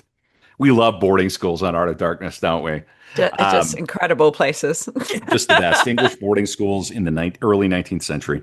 It is likely that it was his experiences there that would move him to write to his young friend Lawrence Meyer that he had come to hate the entire British nation. But I mean, we've all been moved to write that we've letter all at one point we've all had that feeling. As a German Irish American who's spent time in London, sometimes you have that feeling, but you wake up, you get over it. You go Monty Python, Shakespeare, Abby. Yeah. Abby's over there. You know, I'm not British. I know, Abby. Come on, you're come on. Let's be realistic. Not British. Listen, you are broadcasting this. Not you are British. broadcasting this to tens of thousands of people, Abby, and you're giving Nigel Farage more ammunition. Don't do it. Yeah, take it out. All right. So this is good. So it's unfortunate that his travel diary only includes entries concerning the day he journeyed to the school and the day when he left. He made both trips alone. The letters he wrote to his parents, sister, and friends no longer exist. It is not clear, however, that he kept his journal during this time. One suspects that he did because Johanna later used his journal to help prepare for her own publication, which included a harsh description of Wimbledon School and so forth. They may have been destroyed because of how dark this was. Oh, wow. Yeah. She brought down the boarding school? Well, no, they didn't bring down the boarding school, but it was okay. they didn't want, who knows what happened there. Right. Do you understand what I'm saying? I mean, if there had been, because we know what happens at these places, so it's impossible some of these letters were destroyed for who knows. In any case. Oh, the letter was destroyed, I see. The letters, not the school. Yeah, right. I may have misspoken. Anyway, when he made his potentially self-defeating decision to forego the life of the mind for the pleasures of the grand European tour, it's likely that his choice was made without knowing he would spend 3 months in an English boarding school for boys. As his parents, free from the cares of tending to a child, enjoyed a tour of England and Scotland. Yeah. And the idea was, you're going to learn English. And he did, quickly. Heinrich wanted his son to learn English, but he wanted his son to write in a fluent and masculine hand and to develop the best and clearest penmanship. Okay? Because Arthur would have to write weekly letters back and forth. Hamburg to London, Hamburg to Paris, Hamburg to Danzig, etc. Where are we going? What's being sent? What are we merchanting now? Schopenhauer would write his father weekly letters. He had to write his father weekly letters while he was at the school. And he failed to write in a fashion that pleased his father, who constantly provided recommendations for improvement, such as avoiding fancy flourishes at his penmanship and observing his capital letters more carefully. Of course, in German, your nouns are all capitalized, auf Deutsch. Right. Yep. He advised Arthur to copy his mother's letters and to learn to hold the pen in such a way that one can move it with just the fingers without moving the hand and wield it lightly. His mother's letters were more masculine than his? Well, apparently, yeah. Yeah. The letters contained some warmth. He even signed one, "Your good father, Schopenhauer." Oh, geez. Oh. Wow. Yeah. Johanna seemed to allude to Arthur's well-being and the criticism. You know that your father manufactures worries when there are no real ones. And he would say, "I did, to be sure, have to suffer a great deal in my education due to the hardness of my father." Then there was the issue of Arthur's posture. He must have had a tendency to slouch because his father wrote, "Your mother expects, as I do, that you will not need to be reminded to walk upright like other well-raised people, and she sends her love." Yeah. The phrase, "your mother expects," or "your mother is not satisfied with your last letters," represents a common ploy of the parents. The dissatisfactions weaponizing the mother.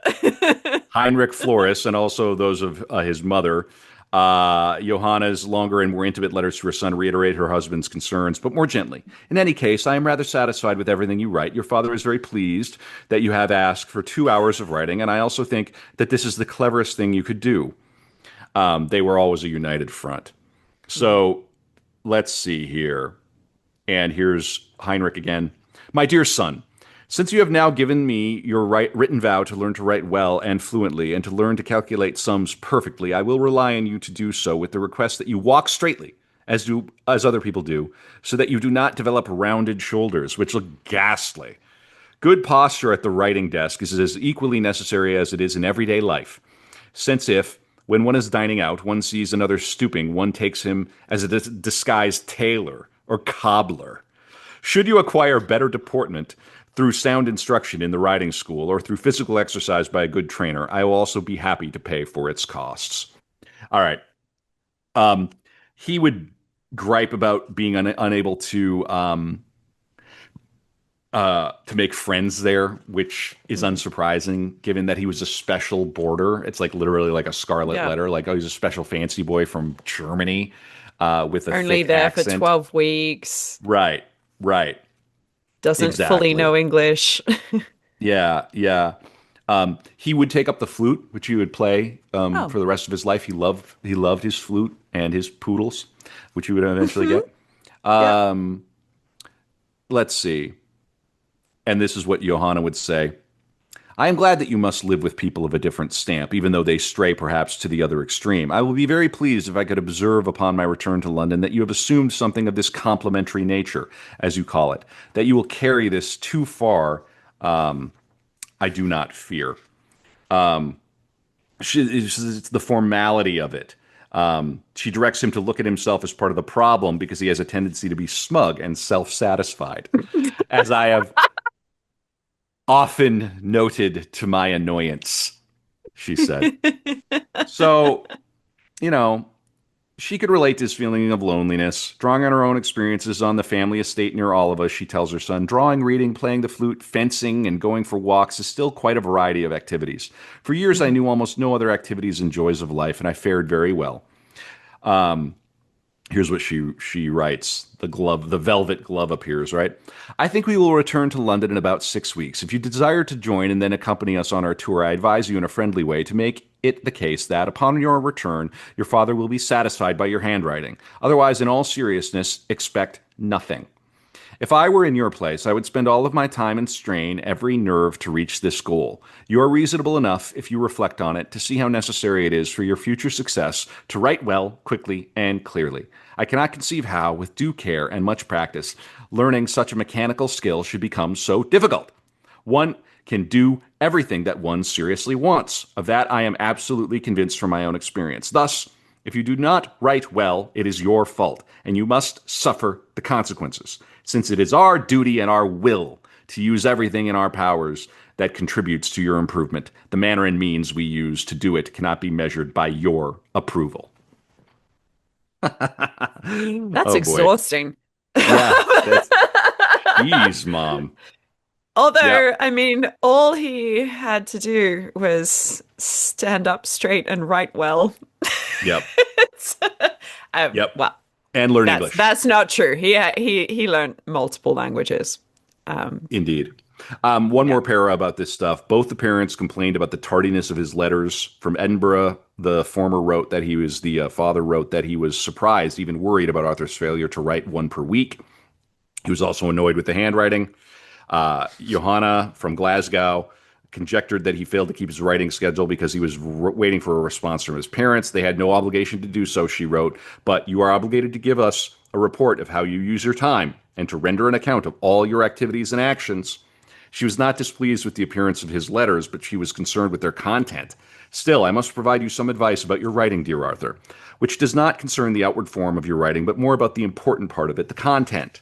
Make it a rule never, even when in a hurry, to send a letter or even the most insignificant note without reading through it word for word and carefully. If you do not do this, I predict you will often bitterly regret it. And besides, this is the only way to improve your style and rectify mistakes.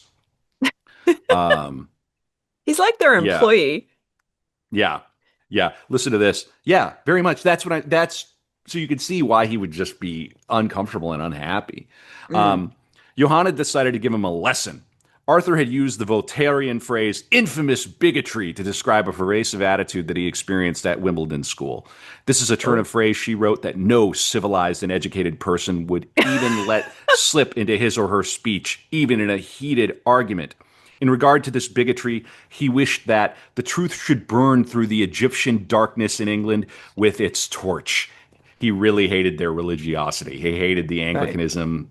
He hated the fact that that it was the pastors and the churchmen who were still leading education in Britain at Right. that time. He thought that was so backwards, coming from his progressive, secular, more modern school on the continent. He just thought, Totally agree. um, I love this phrase though, the Egyptian darkness in England. Um, Mm. Unable to find an appropriate German term to refer to her son's brave desire, she used an English one, bombast. Worse, it was nonsense. How can you expect the truth to do such a thing? As far as I know, darkness can be illuminated, but burn, my son, burn, it cannot truthfully do. All right. Um, Fun. Okay. So let's move this forward in the interest of time.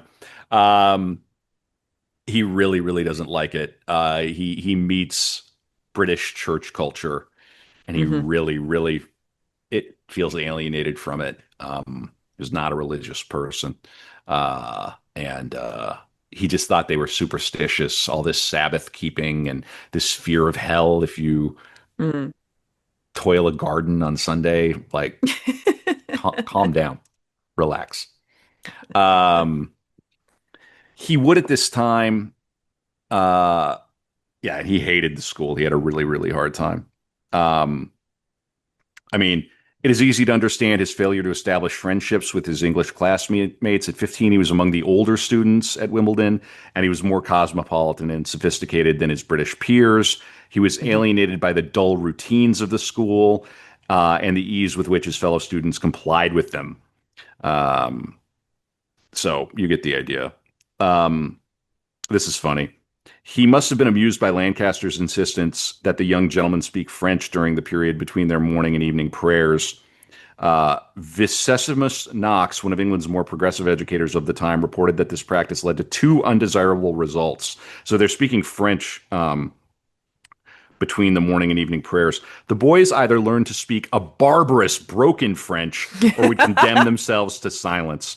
Schopenhauer was fluent in French. Okay. And he must have viewed contemptuously the other boys' fragmented French or stupid silence. It's likely that he taunted these poor souls given his tendency toward mischief. It is also likely that they retaliated. Johanna mentions the loss of a tie pin, pencil, and penknife that she had sent as presents. Presumably, they were stolen. All right, so he's not getting on with the English children uh, with the bad French. Um, Yeah, they even Johanna would complain about the Sabbath. Um, let's read something. It was in regard to his dreadful experiences of the Sabbath that prompted Schopenhauer to articulate his hope, so roundly criticized by his mother, that the truth would burn through the Egyptian darkness in England with its torch. After complaining about the bombast of her son's language, Johanna playfully chided Arthur. I must be allowed to laugh a bit too. Do you know how many wars I had with you this winter and previously when you wanted to undertake nothing proper on Sundays and holidays because it was your duty to rest? Now you have had enough of your every Sunday day of rest. She's dealing with a teenager. Nothing changes. Certainly, Arthur took no solace in his mother's response. It is doubtful that he appreciated the irony that made his mother laugh. Johanna's fun. Yeah. Um, in her published travel diary, she also complained about the fanatical pedantry with which the sanctity of the Sabbath is guarded here, surpassing even that of the Jews who prohibit only work, not play. Um, she was also sensitive to the toll it took on the young. Children, alas, fare badly, as special schools have been set up for them on Sunday evenings. They are marched there in a procession after having to recite the rather senseless and dull liturgy of the Church of England twice at church and once at home. All right, Ugh. so yeah, I really didn't like that. The narrow-minded religiosity, they did not like it. He would Mm. witness the execution of some criminals in London, and I want to read a little bit about that Oh. because this is Art of Darkness. Um, Different times. And here's what he Super had to Christian say. activities. Yeah. And of course, let's remember too, he in London, he's seeing the dregs of the world. London Hmm. is still like that. New York is like that, where you see, well, I mean, it's true. You see the highest high, you see the wealthiest people in the world living, in this fantasia, and then you can see real, desperate, ugly, blown out poverty. Homelessness. And London's not maybe not Hmm. as bad as New York, but you see it. You see it even here in the Twin Cities. You see, Hmm. yeah, homeless people 5 blocks away from $4 million lakeside mansions. Mm. It's just the world, right? Then he's seeing that side of it too, and worse. Um, Arthur encountered worse than annoying beggars during the tour. He witnessed the execution of 3 criminals in London. This morning, I attended a sad spectacle. I saw 3 humans hanged. It always remains the most shocking sight to see humans brought to a violent end. Nevertheless, an English hanging of this type is still not as gruesome as some executions. The unfortunate man certainly suffers less than half a minute. As soon as the scaffold drops, he does not move. One does not see his face, over which a white hood is pulled. I believe that the quick death does not occur from strangulation, rather, the force of the fall breaks his neck due to a knot in the rope. What confirms this is that all of their heads hang to the same side. This scene here is less horrible than elsewhere, since it is not done so ceremoniously. There are no pealing bells here for the poor sinners, execution shirt, and the like. The scaffold stands before the prison gates, and the crowd of spectators is not as large because there are regular hangings every 6 weeks. I was at a window across from the prison, so close that I could discern the facial features of the delinquents. I shuddered when the rope was placed around their necks. This was a horrible moment. Their souls already appeared to be in the next world, and it was as if they did not notice anything. A clergyman was with them on the scaffold. He spoke continuously to one of them in particular. It was a piteous sight to see the anxiety that moved these men to prayer in their last moments. One of them moved his hands up and down as he prayed, and he made the same motion a couple of times after he had fallen. And it appears he had observed executions in his own country as well, as we can see. Yeah, okay. Can't The very, imagine wanting to go and spectate an execution. I wouldn't want to. Yeah, I'd pass on that. Yeah, Hard pass. hard Hmm. pass. Hard pass. The very evening of the execution, Schopenhauer attended the performance of a ventriloquist. Oh. Oddly, we're so weak now. Like half of us would be like, I gotta go to a therapist. That was so hard to watch. He's like, I'm going to a show. I'm gonna go see the funny puppet.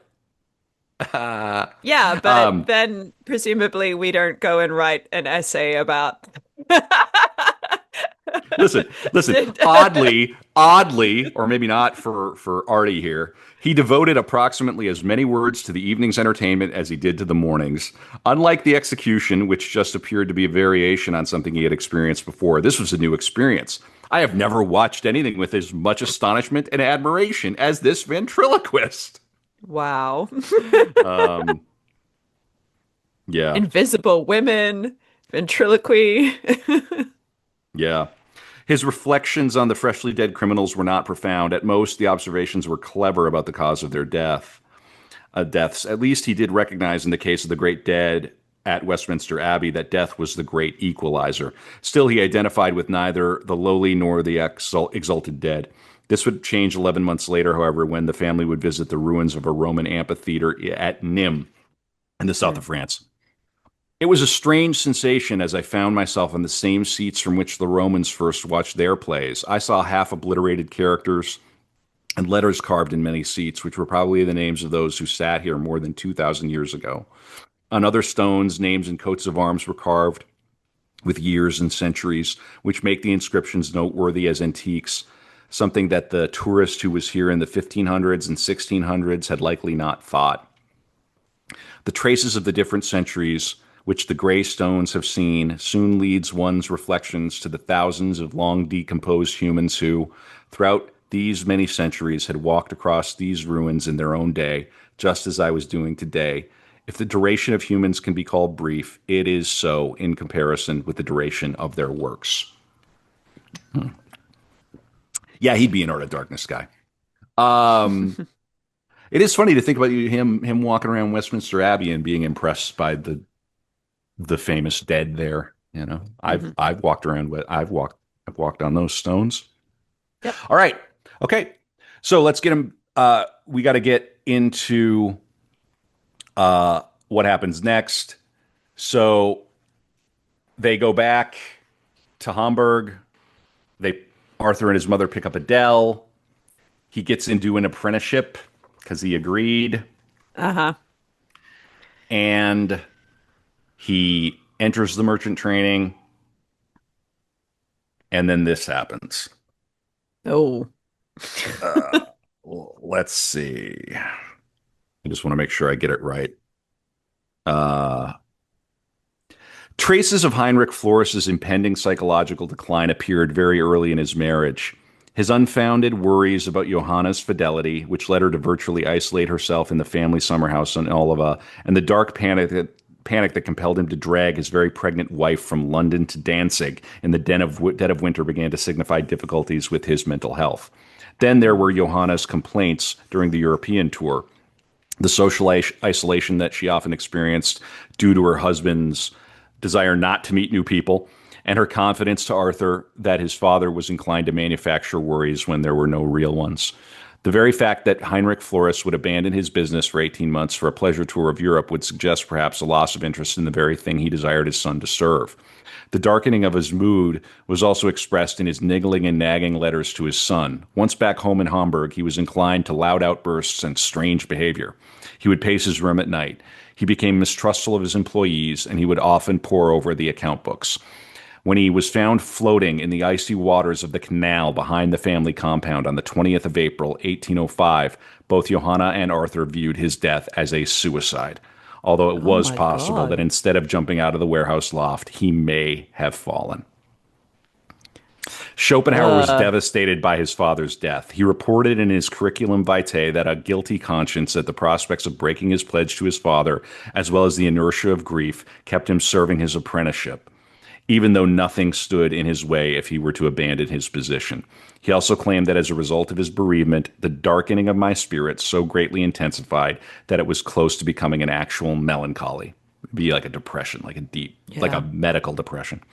Even 5 months after the fact, his friend Anthony Gregoire told him to buck up and face his grief more philosophically. And he would do that. The issue of suicide engaged him philosophically his entire life. 7 years after the death, while he was a student at Berlin, he recorded his first reflections in a note against suicide. And they would mature, and he would put in the 69th chapter of The World as Will and Representation. The reason why almost all ethical systems, philosophical as well as religious systems, condemn suicide, though they cannot state anything but strange and sophistical arguments for doing so. Let me read this para. Schopenhauer's reflections on suicide continued to mature. 3 years later, as he still labored in Dresden, he recognized an ethical incentive as a possible restraint on suicide. I will not avoid suffering so that it may contribute to the abolition of the will to life, whose appearance is so fearful, for it strengthens my knowledge of the essential nature of the world, which has already dawned on me, so that it may become the quieter of my will. So he has some deep, deep thinks on suicide, and I actually think I'm Mm. going to read on suicide, which he would publish much later. And so it's sort of out of time, but Hmm. I feel like it's appropriate to put here. Just give me one moment. Yeah. Did you see that So how coming? old was his father? Oh God. Not that old. Uh, 40 something, 50 something? Something like that. Yeah. Let me look up. So he did it in 1805. So I'll find that for you, Abby. Okay. Yeah, I didn't, but he was not an old man. No, not at all. I mean, I could he would have probably been, find that. yeah, yeah. See if you can find it, but he was not an Okay. old man. Well, he might have been in his 50s actually, because remember he married Johanna when he was 38. So Yes. he's probably in his, and Arthur, so he's in his 50s. But it's still, I 50s. mean, it's just Yeah. ugly. I don't care if it's 50 or 70. It's ugly. Um, You got young daughter and youngish son. mhm. Yeah. I mean, Yeah. the son who's just about to take his a teenage daughter ish, or Hmm. maybe even like not even a teenager. She would have been, yeah, but young.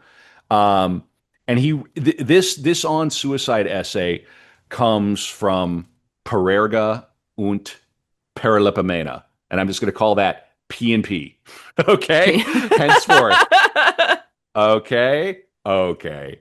Okay. I'm going to find out. Yeah. Let's see. And I'm going to read this. Let me find it. Okay. Going into the books. I feel like it's a very important moment. Like I Mm. said, did you see it coming? I well, having mentioned the mental health issues, I I sensed something was coming, but I Sure. didn't know it would be that. That felt kind of out of nowhere. Abrupt. Right. Yeah. Like, but isn't that wild though? It's like he's taken the grand tour. Hmm.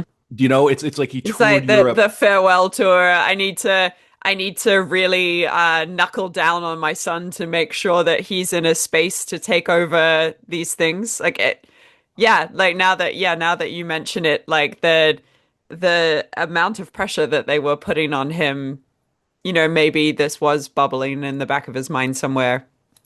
Right. Yeah, 100%. It's entirely possible that it was like part of the part of his plan, right? Like Mm, he may have been thinking about it for a while, or it was an accident. yeah. Yeah, Yeah. we don't know. So I'm going to read. I'm probably not going to read all of this, but let's read some thoughts. As far as I can see, it is only the monotheistic and hence Jewish religions. He will talk about the anti-Semitism a little later.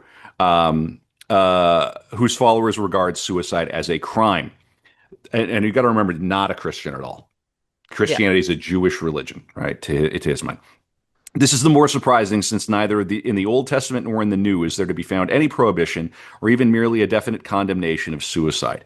Teachers of religion have, therefore, to base their objection to suicide on their own philosophical grounds, but their arguments are in such a bad way that they try to make up for what these lack in strength by the vigorous expression of their abhorrence and thus by being abusive. We then, of necessity, hear that suicide is the greatest cowardice, that it is possible only in madness and such like absurdities, or else the wholly meaningless phrase that suicide is wrong. Whereas there is nothing, obviously nothing in the world over which every man has such an indisputable right as his own person and life. You see Hmm. what I'm saying? He says the hard things.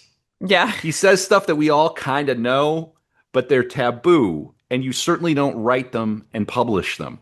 Okay? But this P and P book, this is the book that made him famous. And this would happen much later in his life. He was famous for like the last 15-ish years of his life from this book of essays. Will and Representation, nobody's picking that up, but he finally wrote these like accessible essays, right? There's not a word in this that you can't understand. Do you see what I'm saying? And Hmm. he's saying that hard thing that you're like, yeah, isn't that true? Like, don't you, isn't that, aren't you entitled to it? How can you say you don't have a right? And of course, the Christian will say, well, you were, God made you for a purpose. You don't have that right to outwit God. That's what they would Right. say. And that's the Hmm. presupposition. But he goes, well, there is no God. And So I can do what I want. so why wouldn't I? It's my body, it's my will. And if it's my will to end my will, even if that's contradictory, I have a right to it, Hmm. do I not?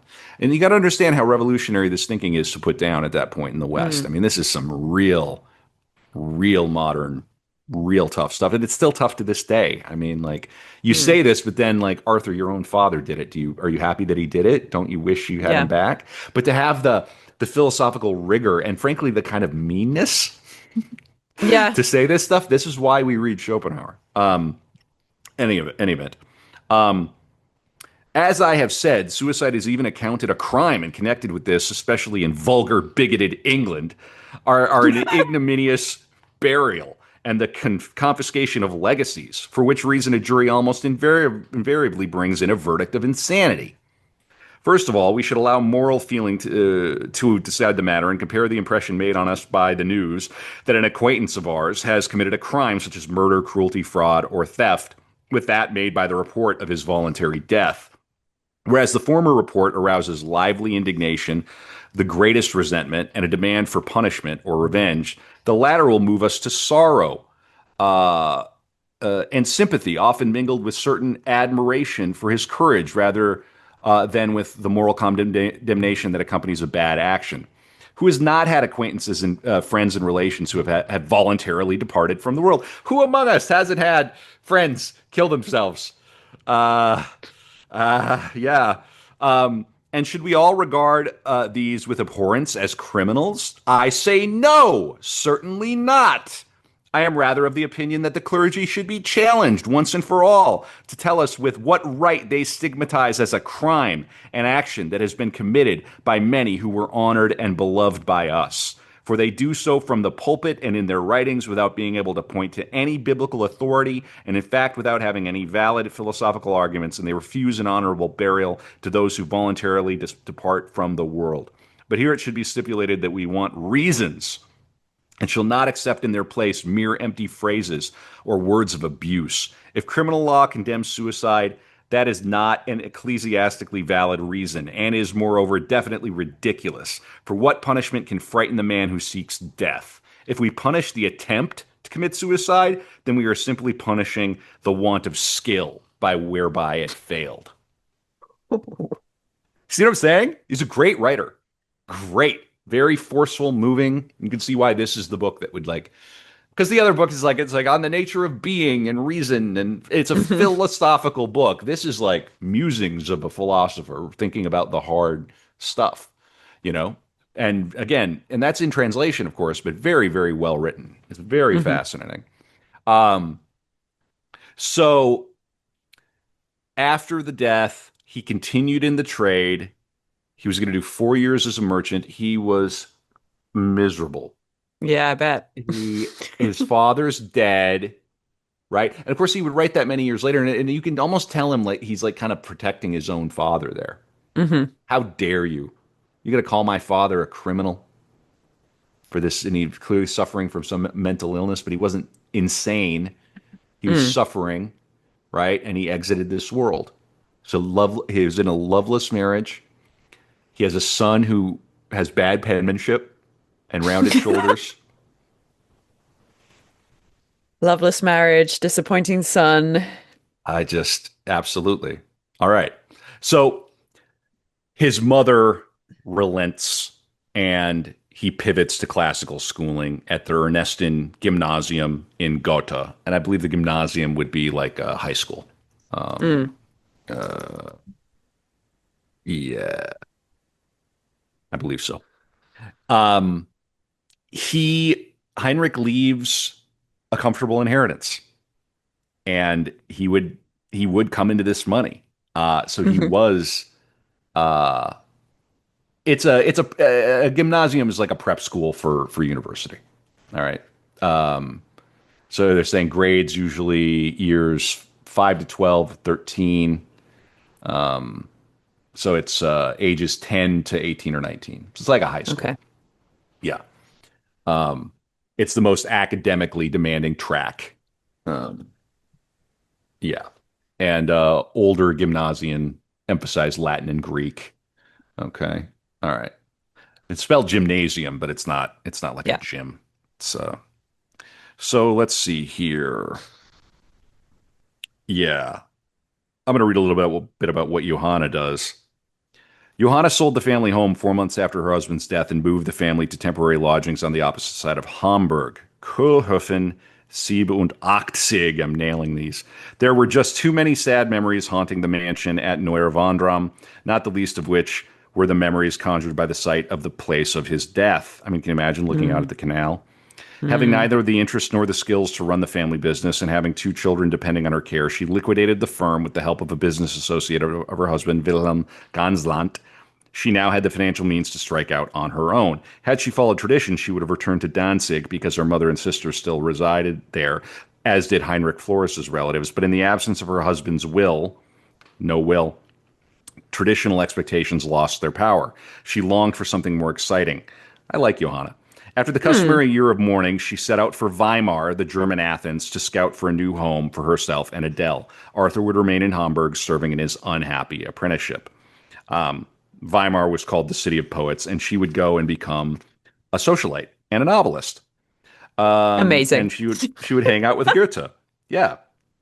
Um, yeah. Yeah. And there's a lot about this, but Oh, this isn't Johanna's episode.